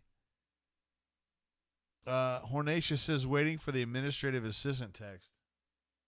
Oh, she just texted me back. She says she's on the couch.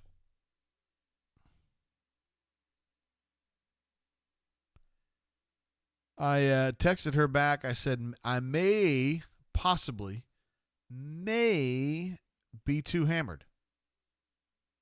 She's usually the one that says, yo, you're too hammered.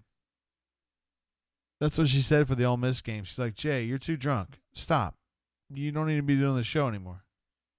I was like, no, I feel fine, for real. And then she was like, no, you got to stop. I was like, okay.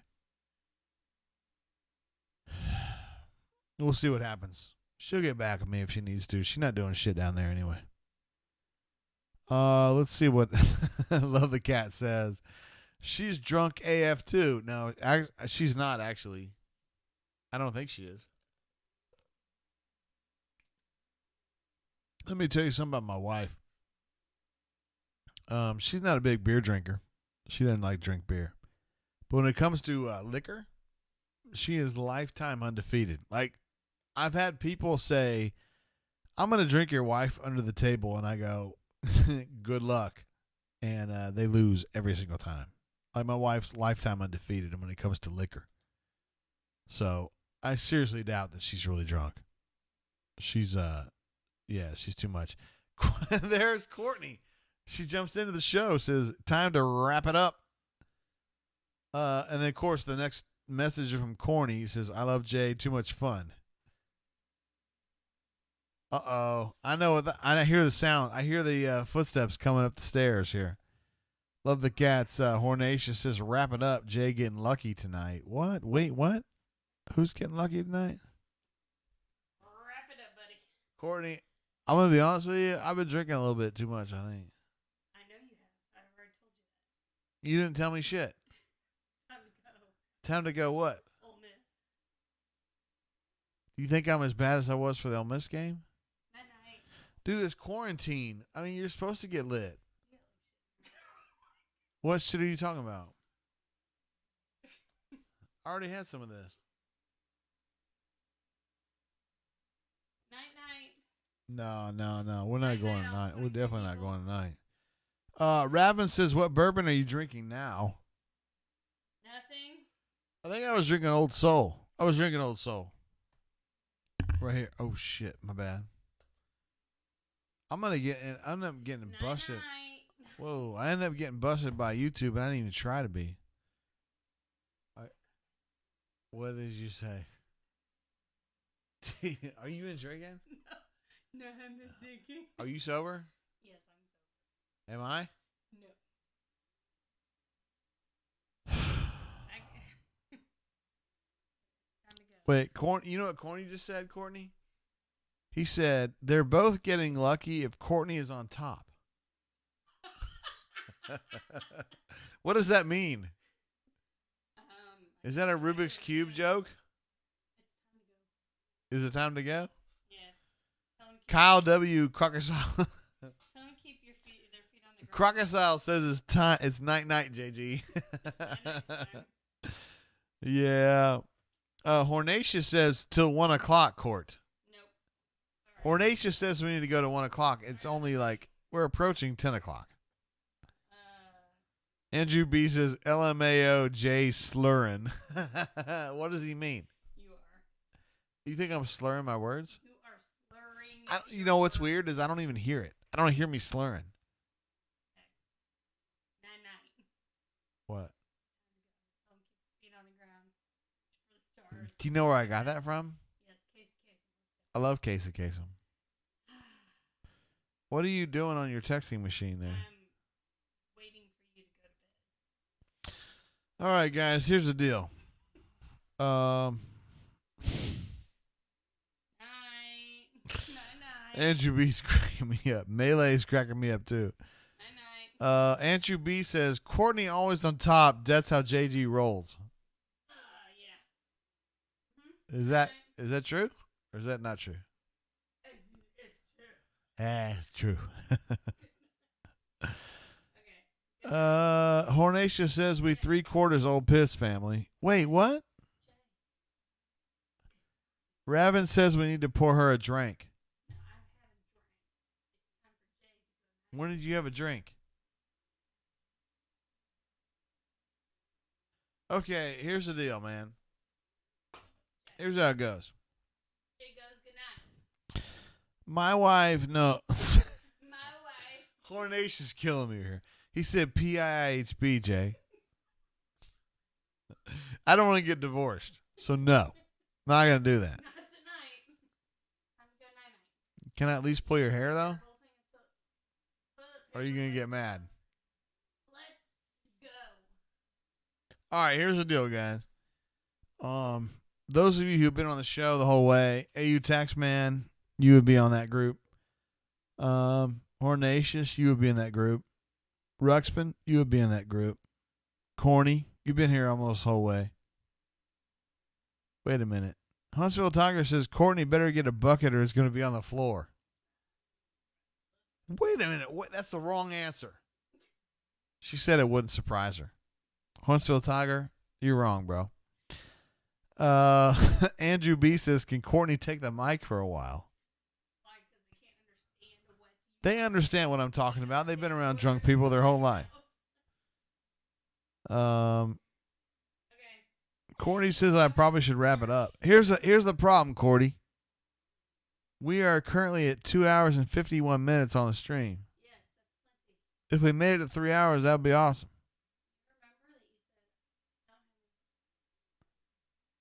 I'm not talking about stuff, though. Oh, shoot. Okay. Well,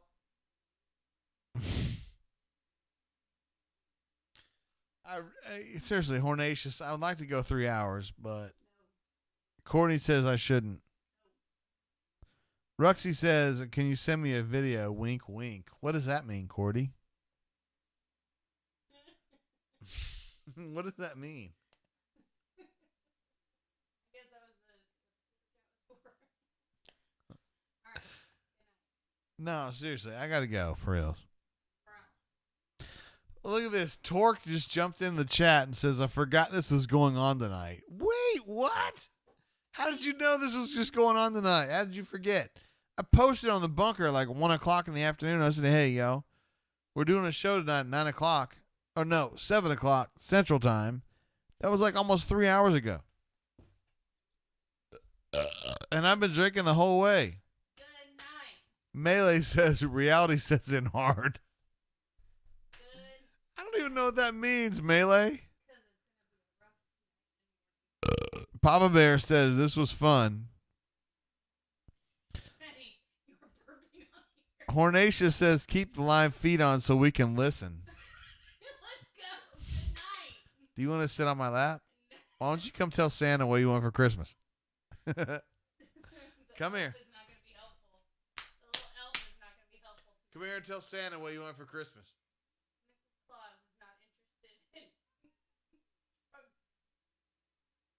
Mrs. Claus. Good night.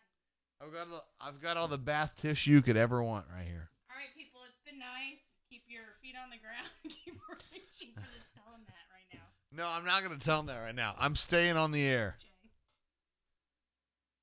What'd you say? Tell me that.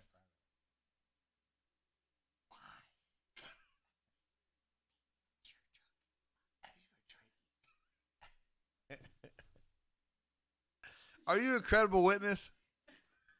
I'm unfortunately the one who has to deal with this. Do you think I should text Gus? No. No. Do you think I should text BP? No. BP texted me like 2 hours ago. Not tonight. Not tonight. I'm seriously thinking about drunk texting Gus. You think I should? What would I say? Jay, good night. I don't even know what I would say to Gus if I was drunk texting him. I'd be like, "Hey, man,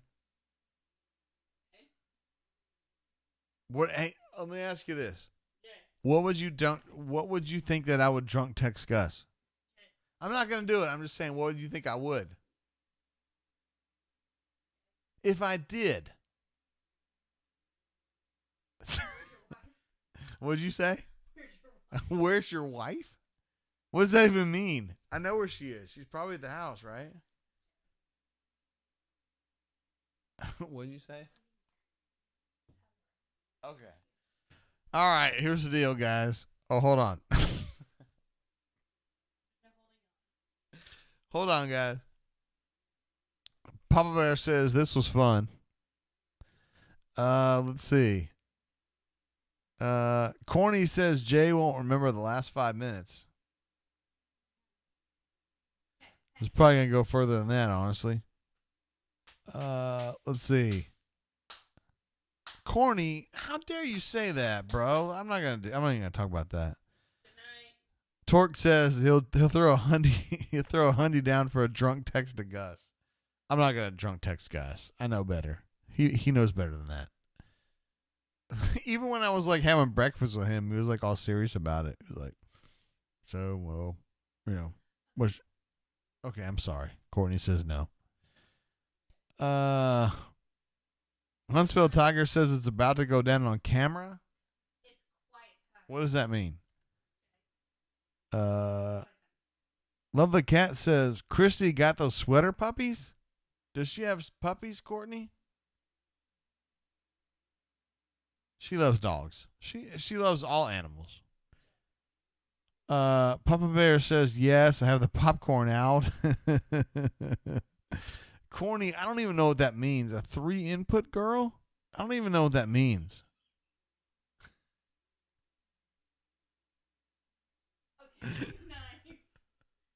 Administrative assistant thought that was pretty funny, though. To be fair.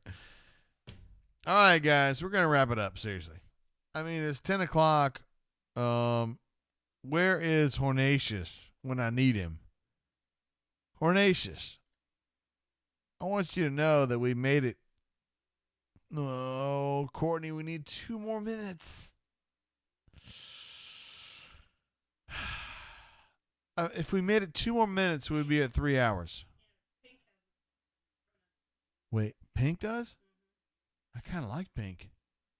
She's a cutie. Where'd she get it?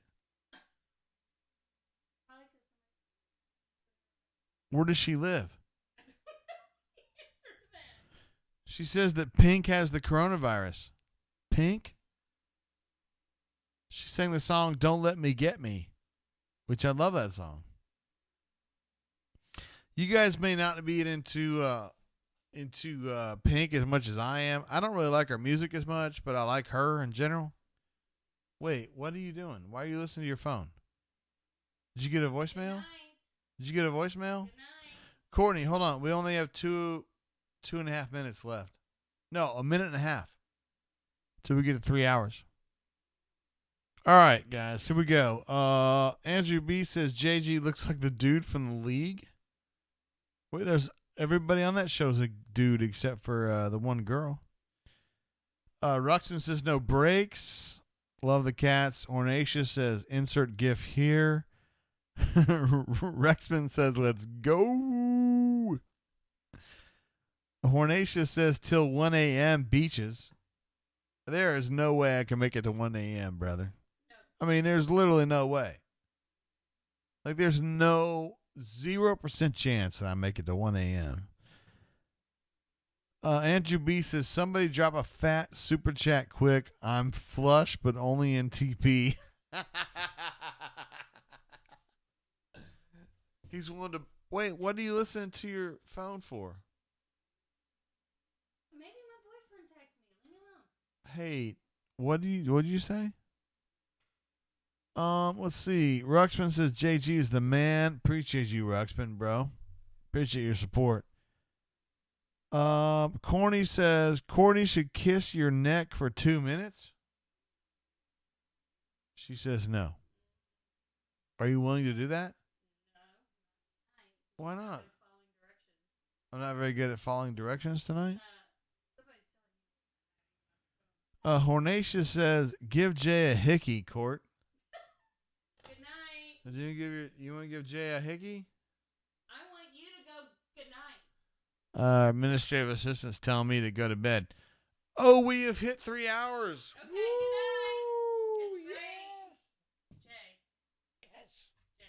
We've hit 3 hours, guys. Okay, that's it. Done. Ruxpin says text Gus.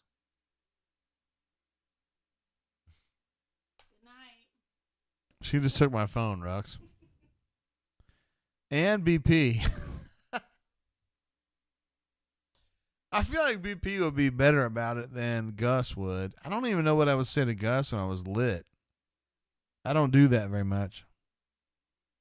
Andrew B says this show's about to get unplugged. Yeah, I mean, here's the thing, man. I spent 20 years trying to become a beat writer or whatever. And then here I am going like, guys want me to drunk text Gus? I'm not really going to do that. What now? Okay. Administrative assistant says I need to go good night, so I'm going to go good night, yo. Hornacious says, way to hit the spot, JT, 3 hours. Andrew B says, this show's about to get unplugged. Bye, Jay. Love you. Andrew B, appreciate you, bro. All right, to everybody who called in the show tonight, let's see. We got Smitty, Papa Bear, Doc Dumpster, Power Man, B-Matt, Captain Eagle Fly Good. We had some awesome folks calling in the show. We had like 3 or 4 first ballot All-American pimp daddies call in, and it's very much appreciated. Yo, I'm going to wrap it up there. Wait a minute. Huntsville Tiger says you're texting Gus right now. Is that true? Courtney, are you texting Gus? Wait a minute. No, she's not. She wouldn't do that. Pocket Watch says, oh my God, I just pulled the power cord out. Get over here, you little... Pocket Watch says victory. Huntsville Tiger says texting. Raven says, great show, JG. Raven, you're the man. Thank you for being here the whole way through. Torque says, don't leave. I don't think he's talking to me, though. Papa Bear says, Stutz. Melee says, enjoy the upcoming 10 hours unconscious. He thinks I'd be unconscious for 10 hours. What the hell, man? That's crazy. Hornacia says 30 minutes away from old piss drunk. Courtney, is that even fair? All right. She says it's done. It's time to go. All right, guys. Appreciate y'all being part of the show. Oh, my God. Wait, hold on. Courtney, I pulled out my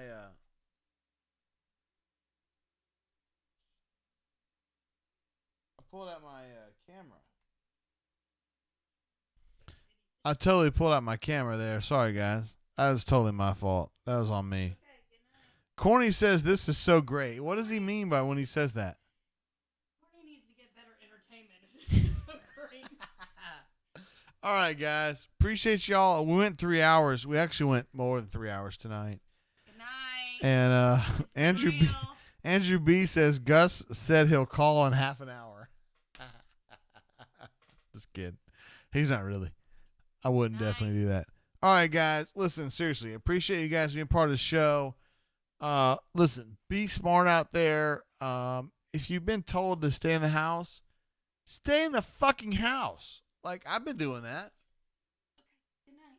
Why are you in such a hurry to get me off the air? Because I gotta get you down the stairs. I'm going to be fine getting down the stairs. All right, guys.